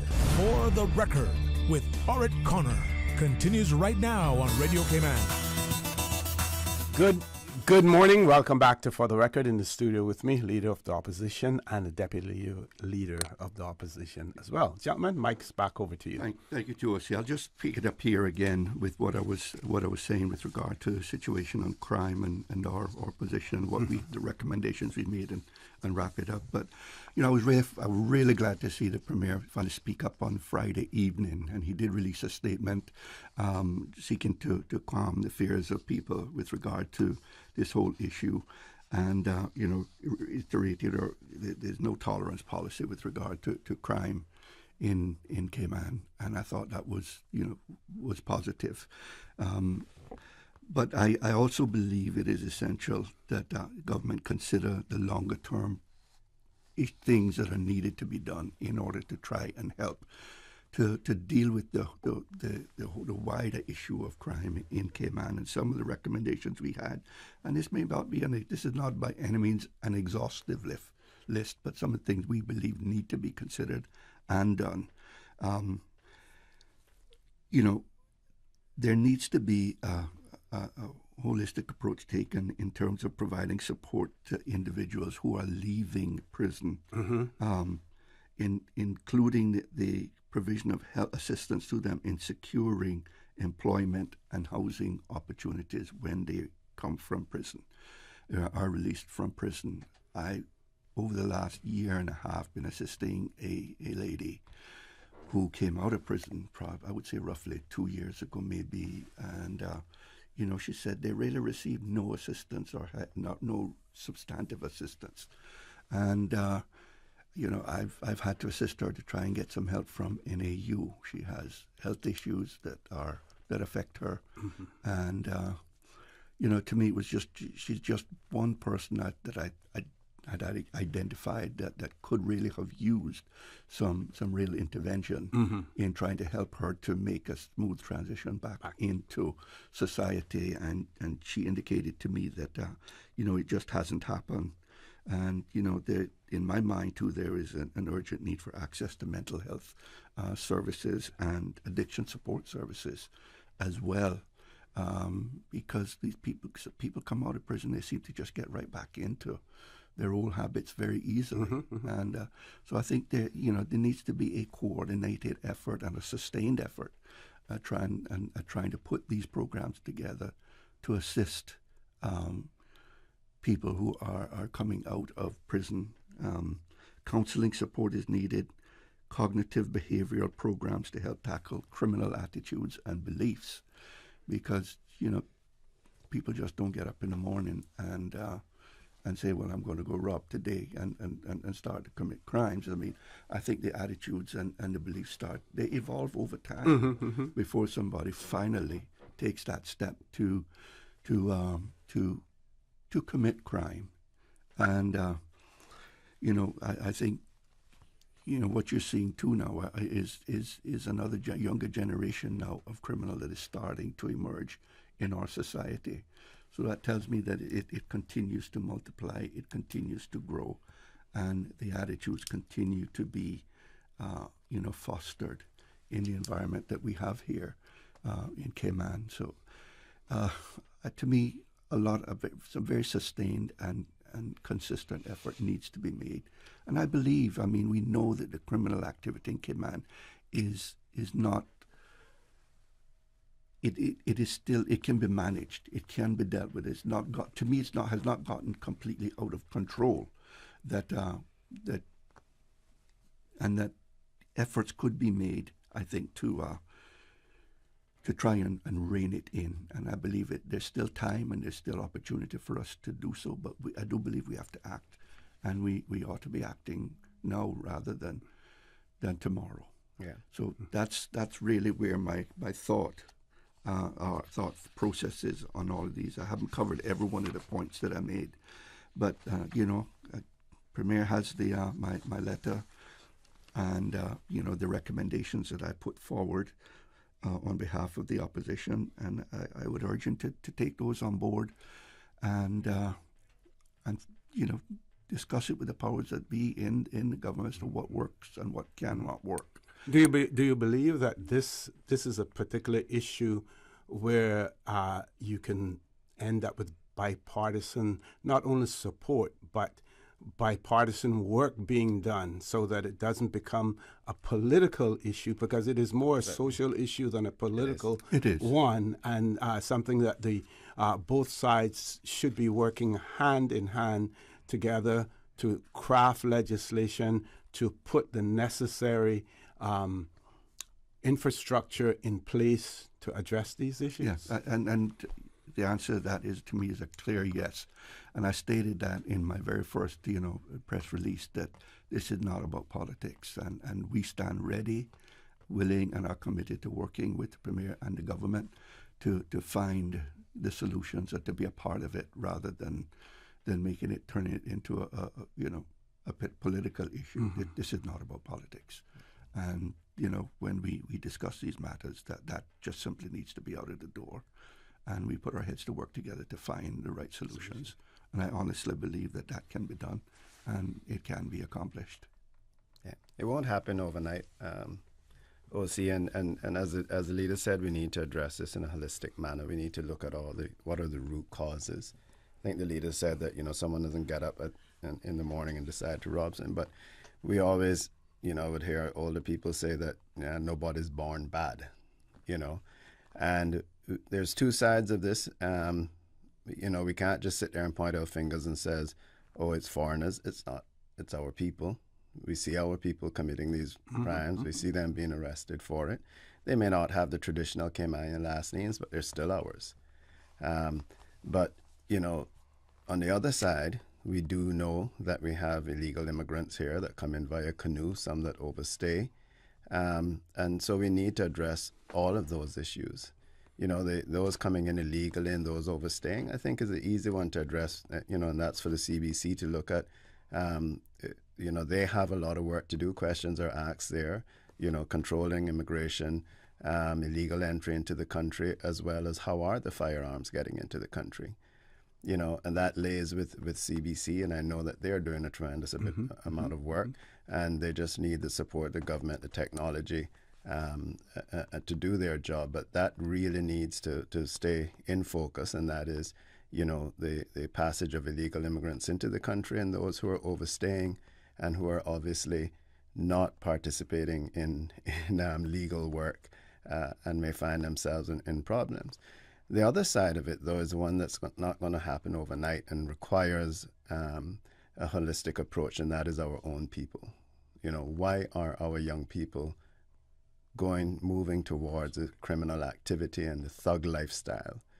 How do we deal with that? How do we create or see early intervention in that area? And that requires, as the leader said, not just the police. By the time they commit the crime and falls into the police and the judicial, it's too late. We need to figure out who these kids are. Early intervention, why they're going in that direction before they get to committing the crimes. Excellent. Folks, top of the hour headline news. When we return, the conversation will continue with the leader of the opposition and the deputy leader of the opposition. Please stay tuned. Today's biggest news. Radio K-Man, your voice, your choice. Local, regional, international. This is headlines from Radio K-Man's newsroom. Today's biggest news. The headline news is brought to you by Health Services Authority.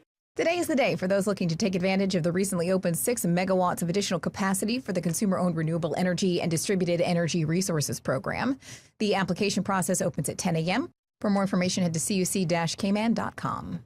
Travis King, the American soldier who fled to North Korea, had been detained after getting into fights in South Korea prior to crossing the border.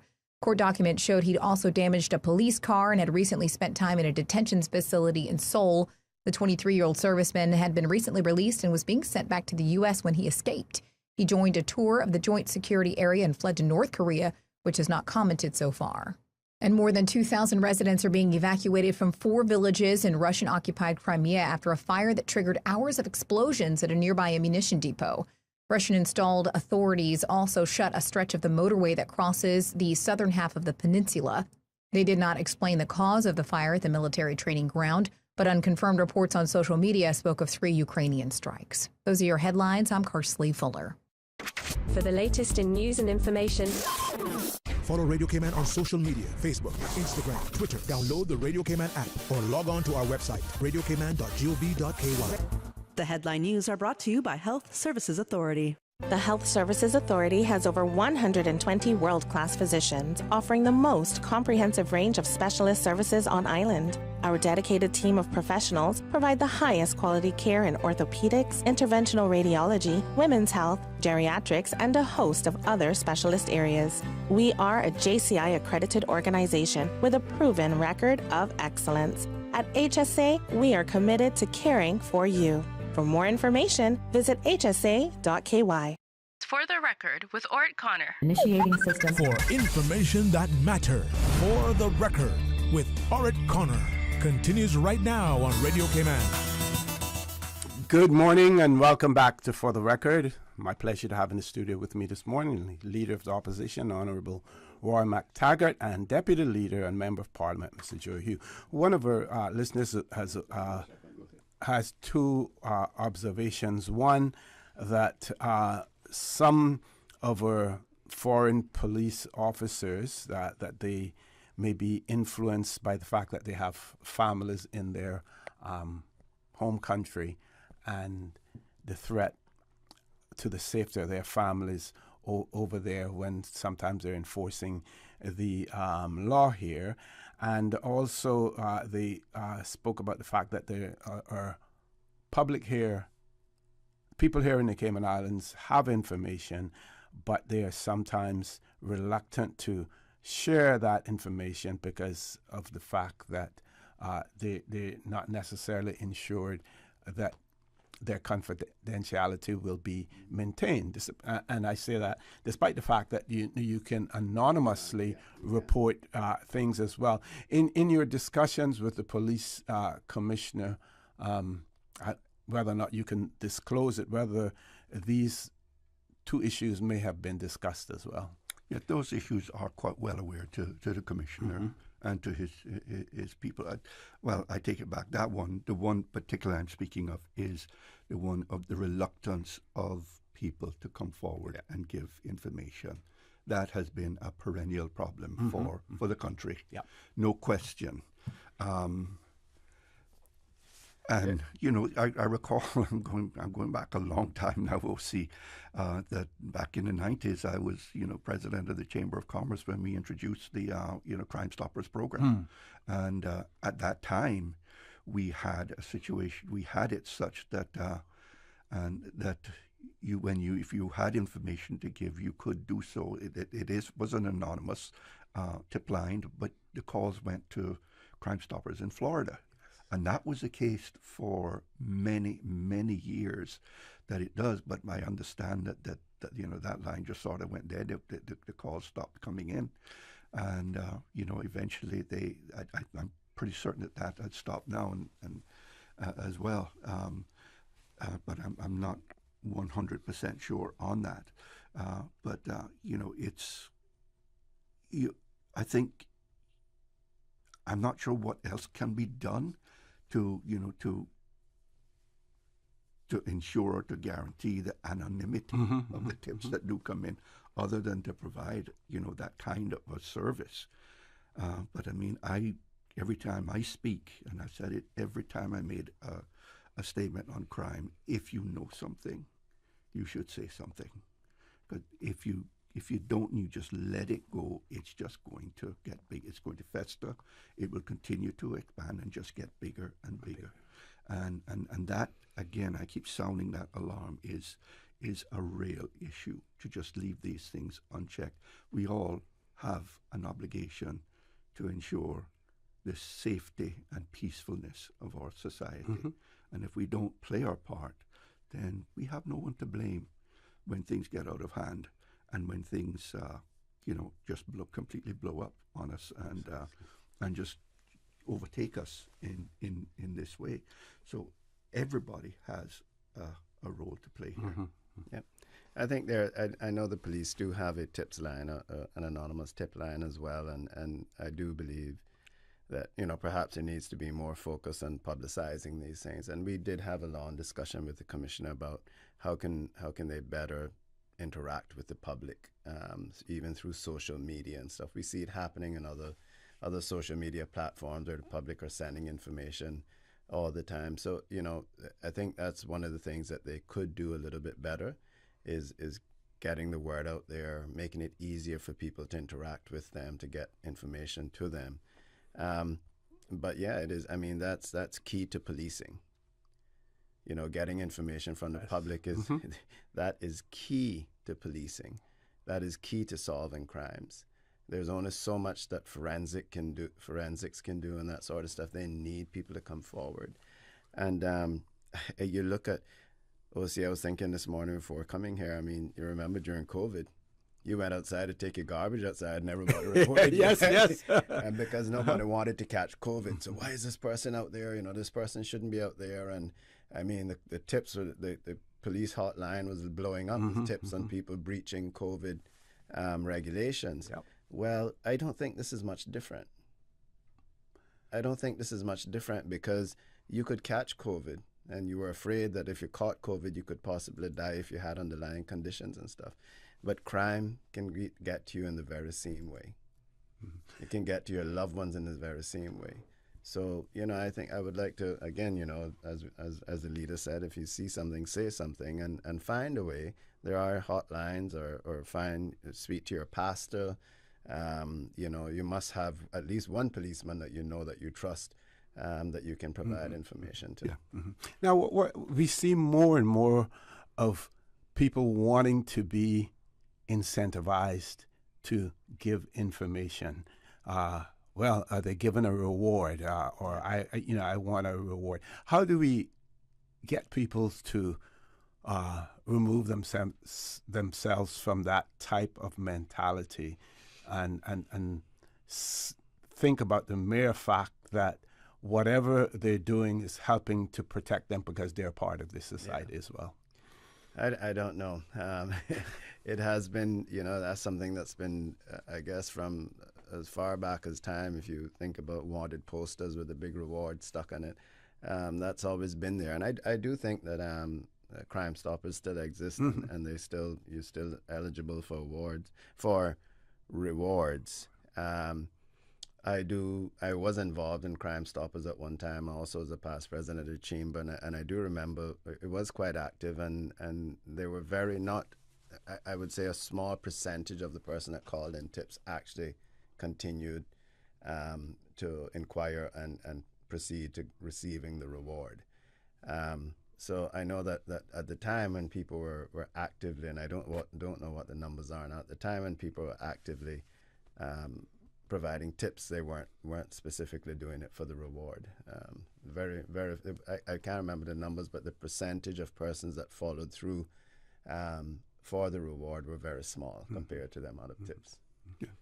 Well, see, the other thing I just wanted to mention before we come off on this, I'd say two things really. The first thing your writers raised was that some policemen have family back home and fear that they could. There could be repercussions for them if they, for them doing their job over here. Yep. I'd never heard that before, but if that truly is the case, then you have to question, should those people be here, in helping to police this country, because they can't do their role effectively. If they're vulnerable, like that, or have that kind of a fear, they shouldn't be in a direct line of policing for certain. So, I mean, that's an issue. I think that's new to me. And but I mean, I think is one that bears further investigation and discussion into it as well. Yeah, for certain. Then I also just wanted to mention community policing, because I truly believe that is a big part of what can be, of the potential solutions in dealing with crime here in Cayman. And I have to say, from my perspective, I have found it effective. In policing, I've had several occasions in my own neighborhood. We are a neighborhood watch. We have a community police officer, and that lady has been quite effective in helping us. I remember probably about 2 months ago, we had a situation overnight where, a person on bicycle came into our neighborhood and was rummaging cars, checking everyone. To see which ones were open and rummaging through them looking for cash. And we were able to get footage, and she jumped on it right away. And she says, look, we have identified him, and we are going to collect him, and we're going to arrest him. And so said, so done. Within 24 hours, she said, look, just want to let you all know, we have picked him up, and he will be charged. And, so that I said, wow, this really does work. And I've had a couple other experiences in other areas as well in my constituency, where community officers have stepped in and helped, and we believe deterred criminal activity from actually taking place. Yeah. But I sense right now it's not working as good as it could. And what we see happening, I think, is that there is a frequent rollover of community officers. And so people don't get a chance to really engage with and to settle in with the community beat officer before that person is gone. And quite often, we don't necessarily know that the person is no longer in place. And it's only through luck of the draw that we find out that is the case. So I think that there is much that can be done to improve, some stuff that can be done to improve the effectiveness of that program and to make it more, effective in helping and building the confidence that the citizens can have in the police in terms of their work, and the engagement with them in terms of providing information. That, to me, is a key element of any policing, and I'd love to see it ensure that the longevity of the community policing program, because I do believe it is very effective. The last thing on this subject, OC, in case anyone from the government is listening, I think during our term we created a anti-gang task force or committee, a multi-agency, including private sector, from the social services department right through to education, to look at what are the indicators and root causes for our young people moving into criminality. And I know that I was just doing some research. The commissioner spoke about it during a finance committee in 2021, saying that he may be coming back for more funding, or he would hope that funding was in place for this anti-gang committee. And I think that is certainly worthwhile.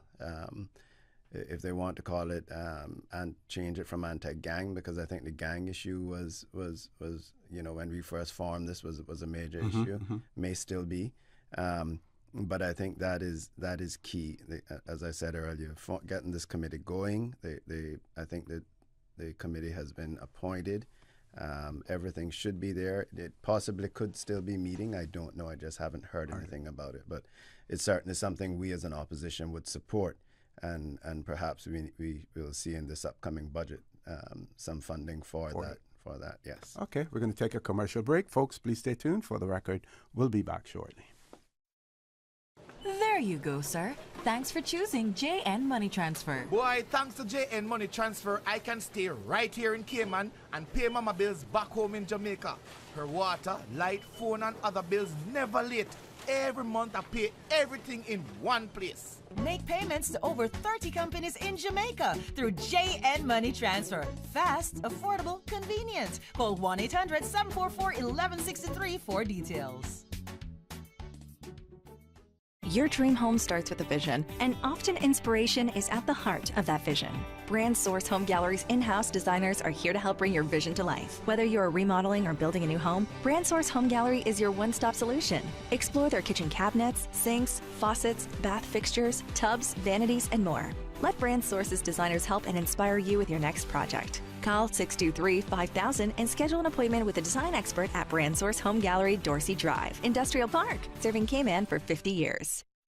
You know, as a little girl, I dreamt of traveling to faraway places and foreign lands. I tell you what though, no more dreaming. This summer, I going flying with Cayman Airways. How blessed are we in the Cayman Islands to have a very own national airline? Girl, you can fly to so many international destinations without the hassle of connecting flights. On top of Jamaica, Cuba, and Honduras, you got non-stop flights from Cayman to New York, Miami, Tampa, and even Denver, Los Angeles, and now Panama. Going to be a little Cafe con Leche and Hollywood Squares for this old gal this summer. Make your travel dreams come true with Cayman Airways, offering non-stop flights for non-stop adventures in Panama, LA, and many more places in between. For details and to book, call 949-2311, contact a travel agent, or visit CaymanAirways.com. At Doctors Hospital, we know life happens, and usually when you least expect it. So when unexpected medical issues arise, you need quality care close to home. Located in the heart of Georgetown, our accomplished team of physicians and medical staff treat minor urgent conditions such as migraines, chest and abdominal pain, shortness of breath, burns, broken bones, open wounds, and more. 24 hours, 7 days a week with no appointment necessary. Peace of mind is important when life happens. At Doctors Hospital, we're always here just for you. Need to speak to someone? Call 949-6066. No, man. I'm tired of seeing a new charge on my phone bill every month. You are always complaining about that bill. I think it's time you make that switch to Digicel. I've been with my network for more than a decade. I don't know if I want to move over now. Well, better later than never. When you switch to Digicel, you get better speeds, more data, and simply more value. Best of all, no dishonest practices. What they say is what you get. Make that switch today and get 50% off your first 2 months. 50% off my first 2 months? Mary, you're convincing me now. Okay, I'll visit a Digicel store near me. Experience the bigger, better network. Switch your postpaid number to Digicel for 50% off your first 2 months or get a free 30-day Prime bundle for prepaid customers. Make the switch today. For the record with Orrett Connor. Initiating system. For information that matters. For the record with Orrett Connor. Continues right now on Radio Cayman. Good morning. Welcome back to For the Record. In the studio with me, Leader of the Opposition, Honourable Roy McTaggart, Deputy Leader and Member of Parliament, Mr. Joey Hugh. Gentlemen, I know you want to move on to other issues that you want to discuss as well, but on the issue of crime, one of our listeners commented and spoke about the difficulties that they had in sort of connecting with the online services to report incidents, and they say they even went through the Royal Cayman Islands Police Service, and I guess that would be the station, and no one could tell them basically, give them information. I guess that's just anecdotal situation. There are others who probably may have had more success. And then one person noted as well that more surveillance needs to be done, especially on our borders. They point out to East End, but we've seen, drug boats coming in South Sound, in West Bay, all over. So that's extremely difficult. And one more, one person spoke about the fact that when the leader spoke about the criminal or the person who was casing out the vehicles in your area, that they believe that the success in terms of identifying that person was partially attributed to the fact that there were cameras up there, whether or not it was Ring or whatever, and whether you would support something like, if it isn't already in place, the government reducing for a period of time or removing the duty on these doorbell cameras to encourage more people and to make it more affordable for them to install them, because we see in other jurisdictions as well as in Cayman where they help to solve crimes. Yeah, and that is exactly right. In that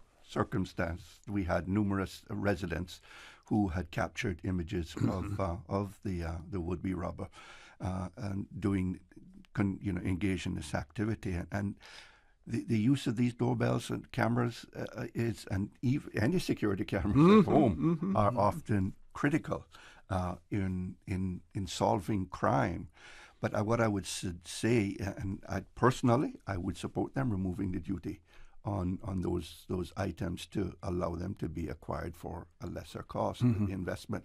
But even as it is, I mean, it's you can get decent cameras at a very reasonable price these days. I mean, the pricing has come right down, so it is not as big as an issue as it would have been in the early days of these cameras that they're doing. It's absolutely, in my mind, important that you have a high-definition camera, because I've seen in the past the quality. But the quality is not there, and I know, from first-hand experience with my family's store on Eastern Avenue, where they had cameras in place, they could identify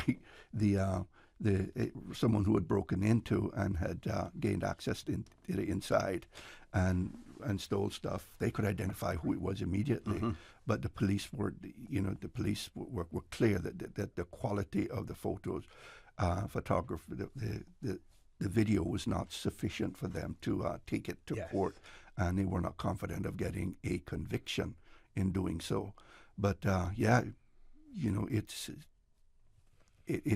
that has a very big part as well to play in deterring some of the crime that exists as well. Oh, see, just quickly, because and we can to leave it on this. I just went online, the RCIPS, so they have an online anonymous. You can report things anonymously online. You don't have to fill in all of the information unless right on their website, unless you want to be contacted. They also accept images and videos up to 8 megabytes can also be uploaded to this form and sent to us. If you have a larger file, you can email it for assistance or email us for assistance or send a file sharing link to pr@rcips.ky. By phone, if you would prefer to leave a message on an anonymous voicemail, you can call us at the RCIPS confidential tip line anytime at 949-7777. Again, you can leave a way to contact you on the voicemail if you wish, but it is not expected nor required. And then it says, through a third party, if you prefer to send information through an entirely anonymous channel that is separate from the RCIPS or any other law enforcement, you can submit a tip to Cayman Crime Stoppers online, and it gives a link there. It's quite long, and rewards may be obtained. So they do have it up on their website. They have a phone number that you don't get a live person. It's a voicemail that you leave the information to. I hope it's being checked.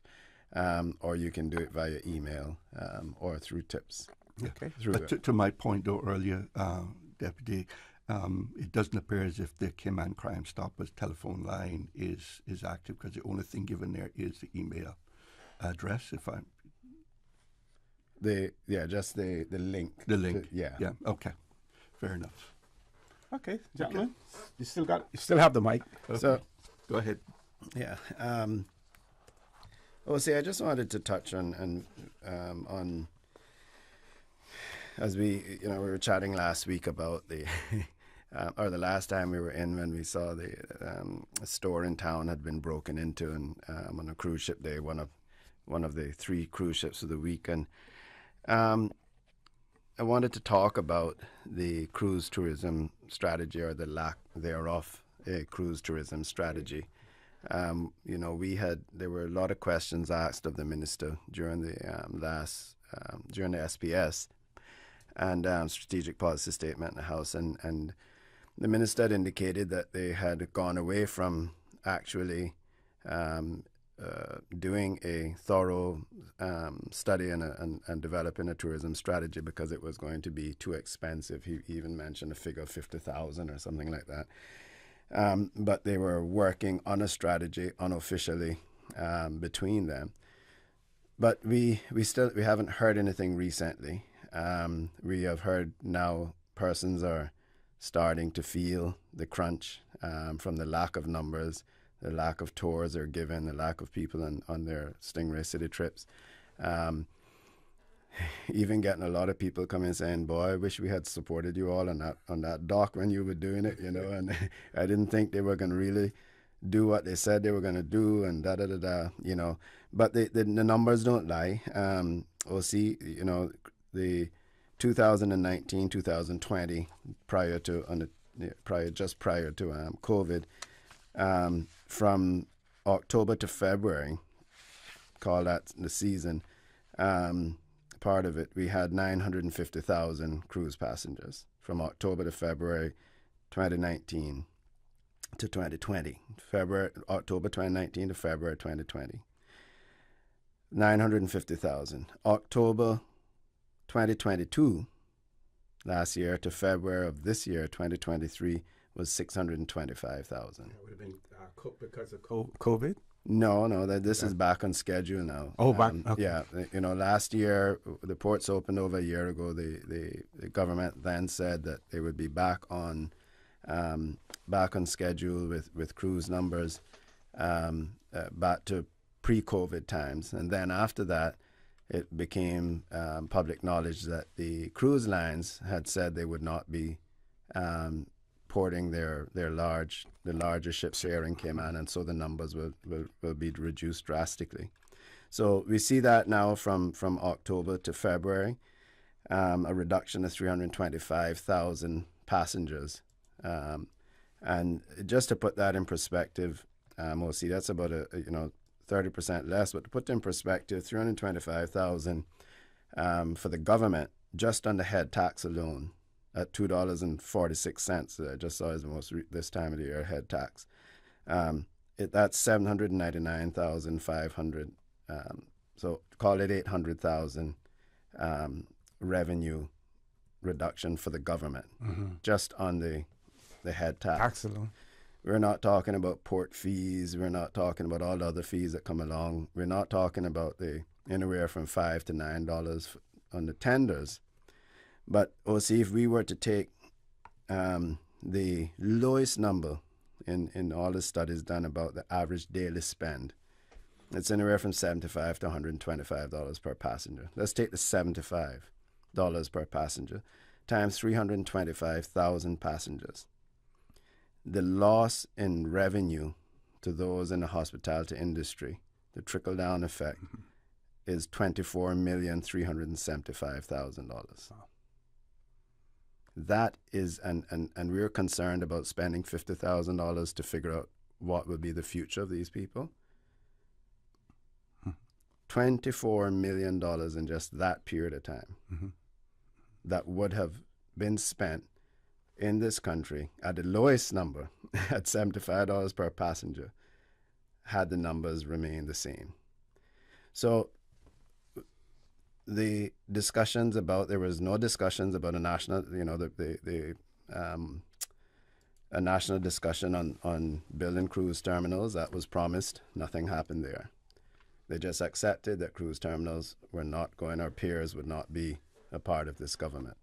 Then they said they would do a study, a strategy in how to develop business or how to retool or whatever the strategy would call for our Caymanian people that relied on cruise tourism numbers. These numbers will continue to drop.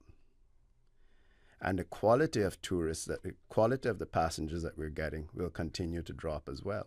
As the larger and larger ships come out, those high spending passengers will go on those ships. So it's not a matter of, when we were in power, we were saying that cruise ships aren't going to come, that, the revenues for the country will decline for Port Authority, that those working in the cruise tourism business will need to be retooled. We will need to look at giving them the support they need to be able to compete for the stayover guest in the hotels, etc. It is happening now. It is happening now, and the numbers are real. The numbers for this so far, January through May 2019, this is January to May of 2019, pre-COVID, was 903,928 cruise passengers. January to May 2023, this year, was 666,985,000. So a reduction of 236,943 passengers, or a 26.2% decrease in cruise numbers. And as I said, it's concerning that we have not heard anything from the ministry about how they are going to retool these individuals who rely heavily on cruise tourism, or what are we going to do to fill that space.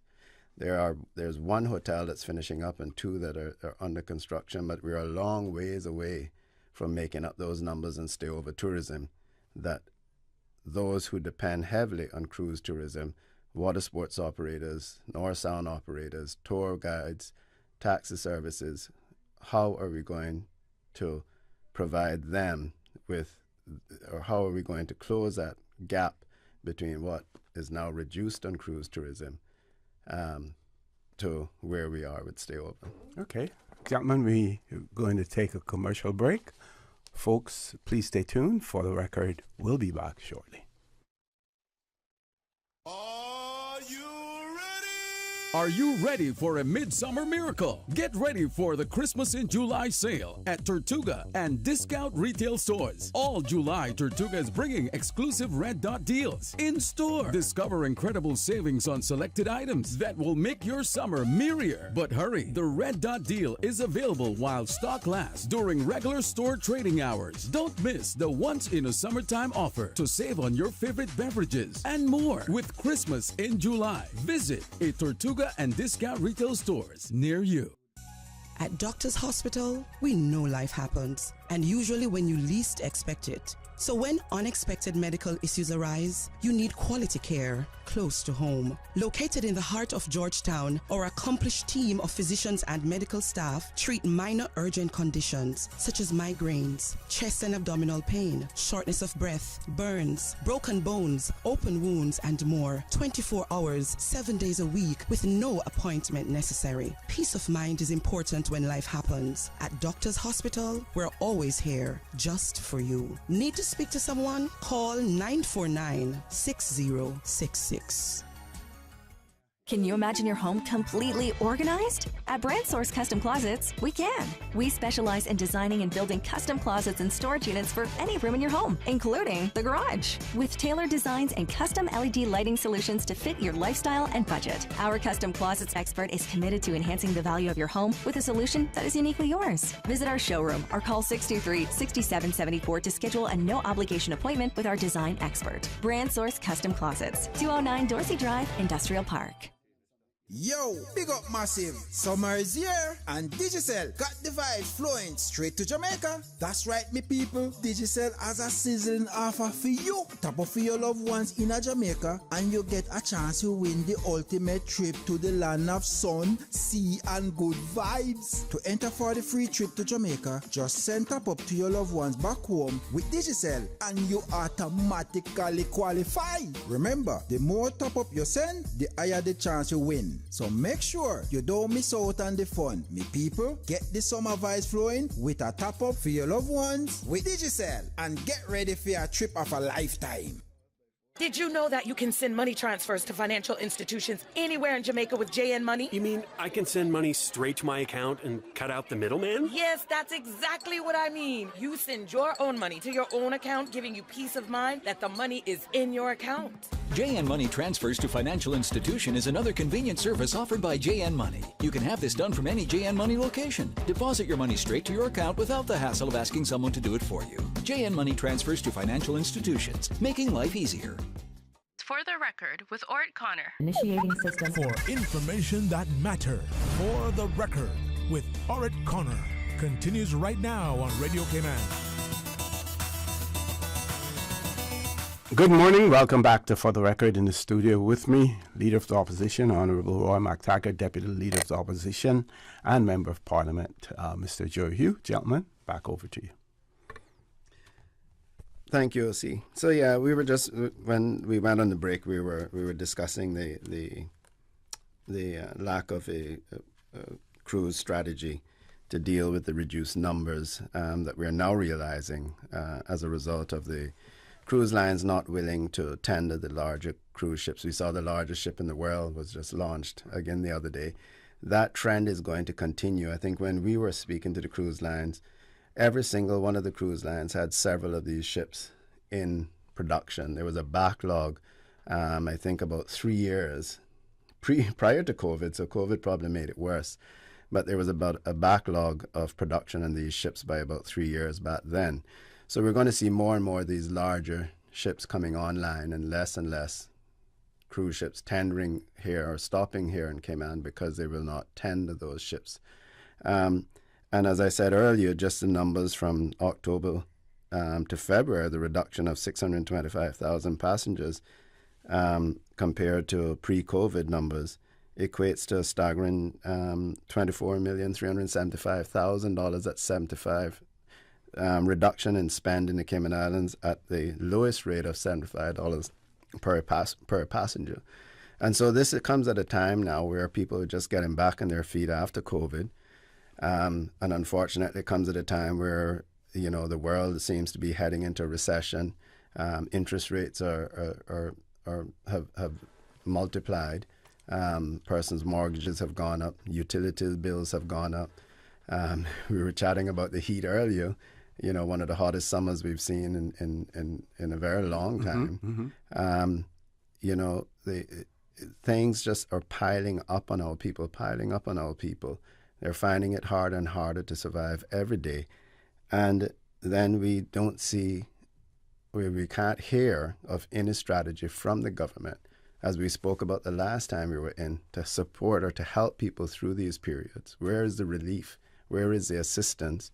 And then On the cruise tourism side, you know, we heard of an unofficial or a strategy, but not really a strategy, because if they hired a firm to do a strategy, it was going to cost too much money. But we were hoping that we would hear something concrete from the minister, from the ministry, on what are we going to do to help persons move away from cruise tourism into other aspects of tourism. How are we going to retool them? How are we going to assist them in pivoting as the numbers continue to reduce? It is a real issue. We can't wait until we are at a point where persons are losing their homes, losing their vehicles, are out at the port picketing, and you have chaos out there where people are fighting over every passenger that comes off. That is what's going to happen. When desperation sets in, you will see that sort of activity happening, and we can't wait for that. They need to get out in front of this, and they need to be proactive in this.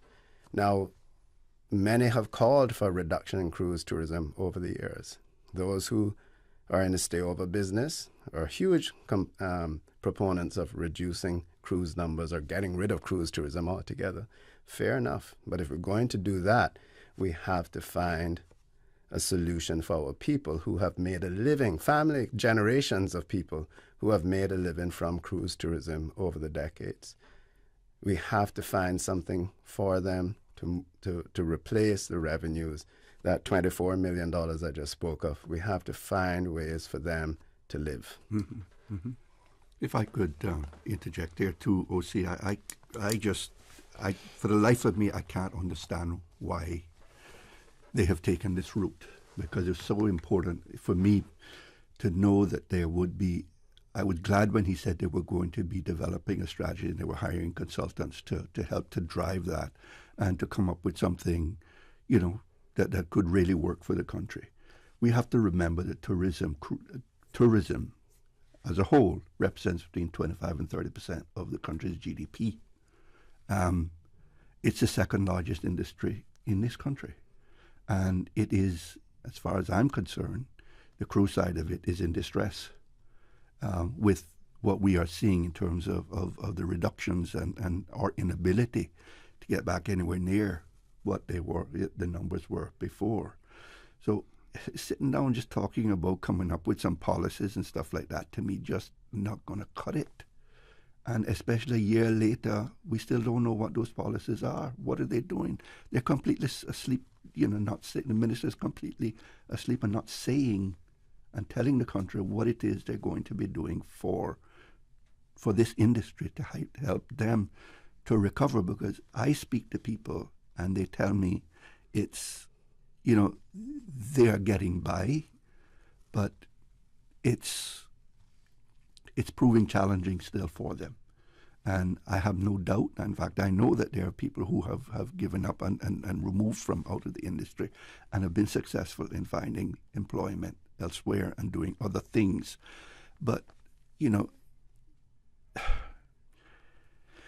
we have to turn and address it in a very big way. And I'm afraid that the path that the government is on, with the lack of a coherent policy, and the fact that they are saying nothing much publicly about it and where they plan to go with it, leaves me in great discomfort, because I just don't think they know at this point in time what's going on. Okay. And we absolutely must know if we're going to have a successful tourism industry. And the other aspect, I have beat this drum before, they're talking, Minister of Transport is also talking about expanding the port itself, the cargo port. Desperately needed, we all know that. But, I mean, the tourist ships, that's where they come in and dock. That's where the tourists come off to visit Cayman. But there has been nary a word said about what they are going to do about cruise tourism and the cruise docks. Okay, we're going to not necessarily the new stuff, but what are they going to do for the existing facilities and incorporating that into it? We have to have a strategy. Yep. We're going to take our last commercial break. Folks, please stay tuned for the record. We'll be back shortly. Are you ready for a midsummer miracle? Get ready for the Christmas in July sale at Tortuga and discount retail stores. All July, Tortuga is bringing exclusive Red Dot deals in store. Discover incredible savings on selected items that will make your summer merrier. But hurry, the Red Dot deal is available while stock lasts during regular store trading hours. Don't miss the once in a summertime offer to save on your favorite beverages and more with Christmas in July. Visit a Tortuga and discount retail stores near you. The STEPS 2023 National Health Survey is now in full swing, and the Ministry of Health and Wellness would like to thank the community for their ongoing support of this endeavor. Participants who have completed Steps 1 and 2 of the survey are reminded to complete Step 3 by July the 31st. Any survey participant needing additional support or information can contact mhwsteps@gov.ky or call 936-4969. It's a 24-karat summer with Digicel. In honor of our first truly COVID-free summer, Digicel is giving away $24,000. Be one of 10 to win $2,400 this July. For a chance to win, all you have to do is switch to Digicel, activate a Prime bundle, or simply pay your bill on time. It's that easy. It takes 2 minutes to get $2,400 richer. Make the choice to win today and visit a Digicel store near you. You know, as a little girl, I dreamt of traveling to faraway places and foreign lands. I tell you what though, no more dreaming. This summer, I going flying with Cayman Airways. How blessed are we in the Cayman Islands to have a very own national airline? Girl, you can fly to so many international destinations without the hassle of connecting flights. On top of Jamaica, Cuba, and Honduras, you got non-stop flights from Cayman to New York, Miami, Tampa, and even Denver, Los Angeles, and now Panama. Going to be a little cafe con leche and Hollywood Squares for this old gal this summer. Make your travel dreams come true with Cayman Airways, offering non-stop flights for non-stop adventures in Panama, LA, and many more places in between. For details and to book, call 949-2311, contact a travel agent, or visit CaymanAirways.com. Are you feeling sick but don't feel ill enough to go to the doctor? Ask your pharmacist for advice. Here at West Bay Pharmacy, our pharmacists have been trained to offer helpful, easy-to-understand advice on the treatment of everyday minor ailments for yourself and all the family. Anything from headaches, cough, and sore throat to cold sores, our pharmacists will know when medical help is needed and will not hesitate to refer you to your doctor if your symptoms demand it. Like doctors, our pharmacists have a professional code, which means all personal information you give them will be treated in the strictest confidence. Visit us today at West Bay Pharmacy, where we care about your health. For the record, with Orrett Connor. Initiating system. For information that matters. For the record, with Orrett Connor. Continues right now on Radio Cayman. Good morning. Welcome back to For the Record. We're on the last leg of the show this morning with the Leader of the Opposition, Honourable Roy McTaggart, Deputy Leader, and Member of Parliament, Mr. Joey Hugh. We have 3 callers, so we're going to ask each caller to please be as brief as possible because we have less than 15 minutes left in the show. Caller, good morning. Welcome to For the Record. Good morning, caller. Welcome to For the Record. Yes, good morning, Mr. O'Connor. Good morning, sir. Good morning to the Leader of the Opposition, Mr. Roy McTaggart, and Mr. Joey Hugh. Morning, sir. Morning, good morning. Yes, at first, Mr. Hugh, heard you mentioning concerning what is actually causing these young people, I would say, to actually commit crimes. Then you all signed a new contract with CUC. Those are things you all should have thought about. It's things like that that would cause the rise in crime. Because from the time CUC goes up with their bills, everybody else does. And that's not all either. I see up by the airport, we got foreigners taking suitcases from our tourists. You imagine that? Those are the last people our tourists have to meet leaving our island instead of our own young Caymanian people. Thank you very much. Okay, we'll grab the next caller. Caller, good morning. Welcome to For the Record. Morning, OC. Morning. Morning, Mr. Hugh and Mr. McTaggart. Morning, sir. Morning. Yeah, I just want to echo the thoughts of the leader of the opposition in regards to the cruise tourism. I think the minister is being ignorant to the importance of cruise tourism, and they should really focus on that a lot, because that's what really made us into a international tourism destination, the cruise tourism. So I think we need to focus on that, and we need to really perhaps go back to CPM's suggestion about building the berthing facility, because like Mr. Hughes said, once these larger ships are built, they will definitely bypass us. It's very clear of that, and we need to focus on that, because we will be losing a lot of revenue and a lot of jobs. And if the cruise tourism industry gets shut down for us, we will be in a huge problem, and the crime rate will surely rise. Thank you. Yeah. Thank you very much, caller. I think we have one more call, Miss Susan, or is that it? Oh, two more calls. Okay. Next caller, good morning. Welcome to For the Record. Yes, hello, OC. Good morning. Good morning. Good morning to your guest, McTaggart. Good morning. Good morning. So you say you're looking for $24 million, right? But the crime budget, the ganja budget, as you call it, is $200 million, and you still got a high rise in crime. So you or this government still not going to find that $24 million with or without the doc. So you go ahead, count them numbers. Thank you. Have a good day. Thank you very much, caller. Last caller. Caller, good morning. Welcome to For the Record. Good morning, OC. Morning. How are you? Good morning, Mr. McTaggart. Morning, Mr. Hugh. Good morning, sir. Okay, we talking about crime. Now, you know how I've been begging for a reduction in the fees that the small businessman that we all like to talk about. And you, Mr. Hugh, you said that you got to be careful how you open up, drop the things, because you might get the big boys in and get this one. Okay, let me, and there's Cayman Distributors, which is owned by that. Blackbirds, owned by that. Big companies, billion-dollar companies. Tortuga Rum Company. Cayman Young, but a big billion-dollar company. Now Jake Scott is here now, one of the biggest companies. And me, as a small businessman, I have to buy from all three of them and compete against them, because they sell to me and they retail too. Right? So the big boys is here.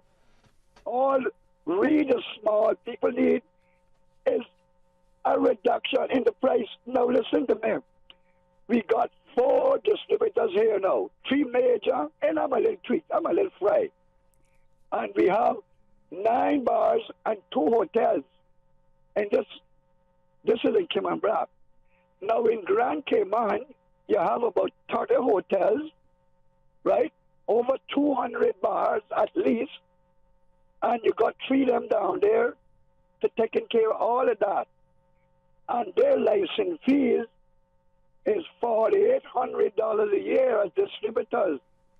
And mine, Cayman Brac, the only owned business by a born Cayman Bracer, is trying to $400 a year. Now you tell me, if that ain't criminal act, and all the government do is got to change the law. The last census, we down to 2% of the population now. No, I believe it's less than 2% of the population, and not even 1% of the tourists, but we got to pay 50% of the fees. Gentlemen, going to happen on people. Mr. Joey, I'm writing a letter again to the Minister Archer now, because I wrote you from 2019. Most Connor and nobody. I thought on my look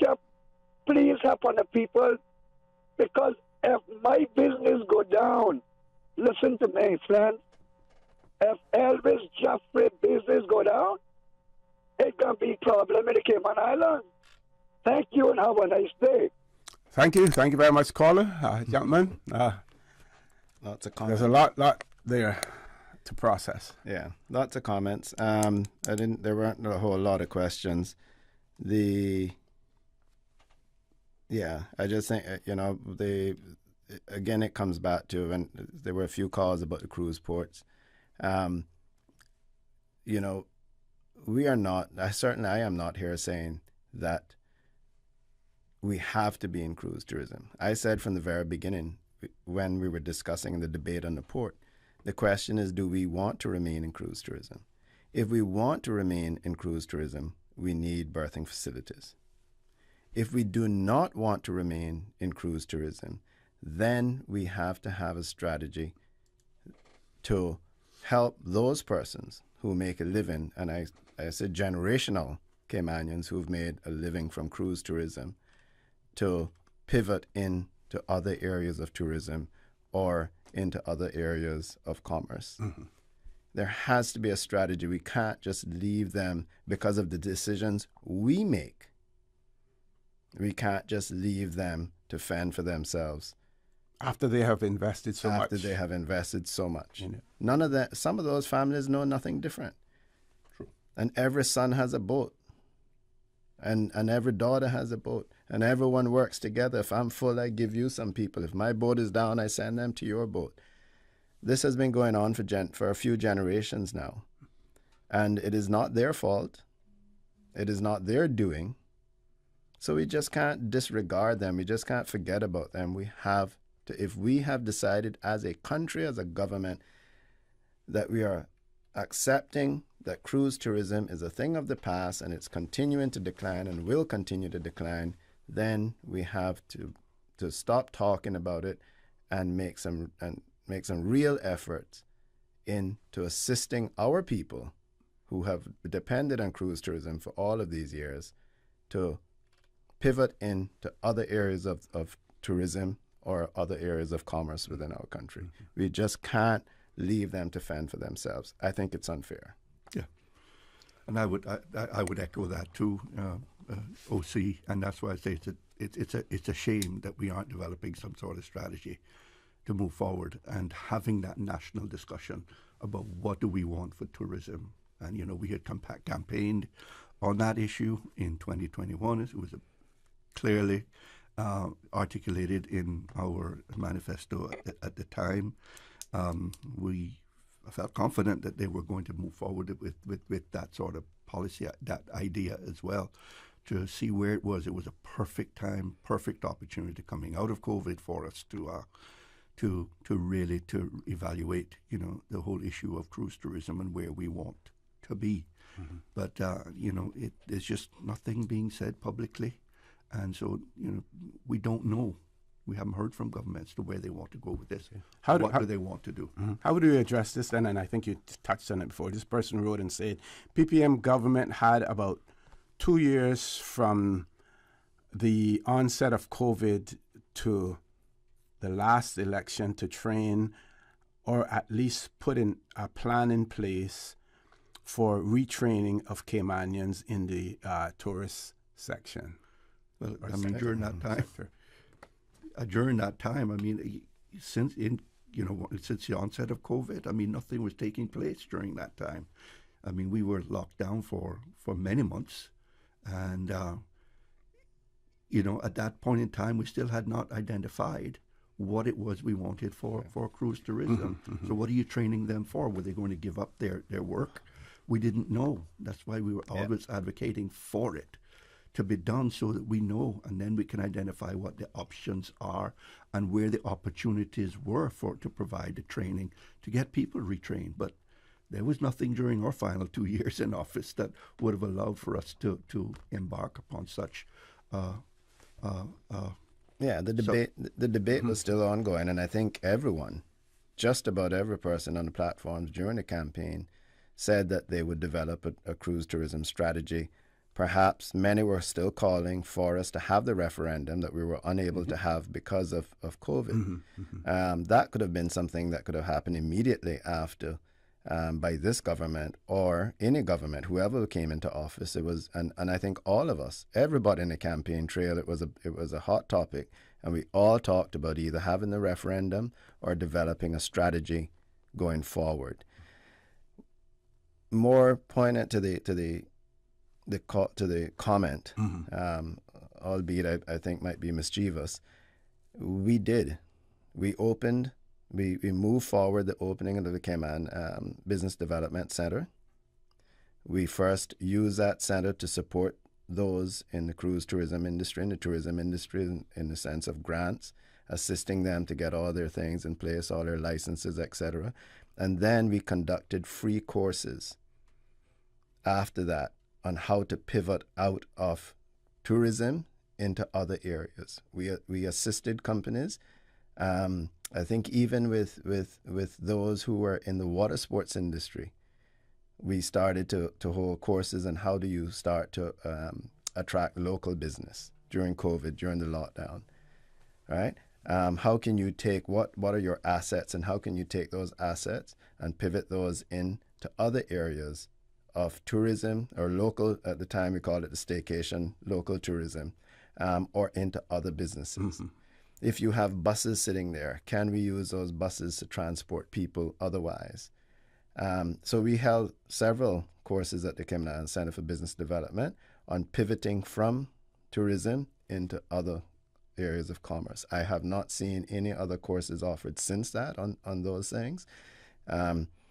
I congratulate them on their summer camp I saw they just had, and I congratulate them on their cohorts that they've been graduating through their the incubation and acceleration program. But that is an avenue, that's a tool that the government have, that they could start to invite those who are in the cruise tourism business to start looking at, are there areas for you to pivot or to supplement your cruise tourism business when, in particular, during the slower season, which we're into now. Do we believe that at some point that there was an underestimation of, despite the fact that they repeated it over and over, that the larger cruise ships would not be calling in the Cayman Islands because of tendering, that was underestimated in terms of, what it really was going to happen and the impact that it would create? Oh, see, yes. One of our greatest weaknesses is our arrogance. We are the Cayman Islands. Oh, they're not going to shut us down. We control most of the money of the world. We're the Cayman Islands. They're not going to bypass us. Everybody wants to come to the Cayman Islands. And that's the sentiment we heard. But now we see that the chickens are coming home to roost. Well, people thought what we were saying was that we were just bluffing. Yeah. But I mean, the information we're getting out of the cruise company clearly was saying, look, we are not going to do it. And they were serious. Yeah. Some of these same folks that were saying the cruise lines will never bypass us, even coming on to this show, we're saying that we're the same folks that are saying, oh, tell the EU to go away. They can't hurt us. If they blacklist us, it doesn't matter. You can't have that attitude. You can't play with people's lives in that way without certainty. Yeah. So you have to plan for these things. Excellent. Gentlemen, I want to thank you all very much for being here this morning, folks. I want to thank you for allowing Radio Cayman, and by extension For the Record, into your homes, into your vehicles, as you traverse the busy roads of the Cayman Islands, into your places of work, wherever that may be. I also want to remind you that we are our brothers and our sisters keepers. There is always someone out there who's less fortunate than we are, and I ask you to extend a helping hand. If you can't do that, then I suggest you donate to a worthy charity, because we always want to consider those who need, not necessarily those who want, or even those who crave. So I say to you, have a great day. Continue to support your radio station, Radio Cayman. Join Sterling Dwayne Banks at 12:15 for Talk Today. And as usual, we ask the good Lord to bless these three beautiful, wonderful Cayman Islands.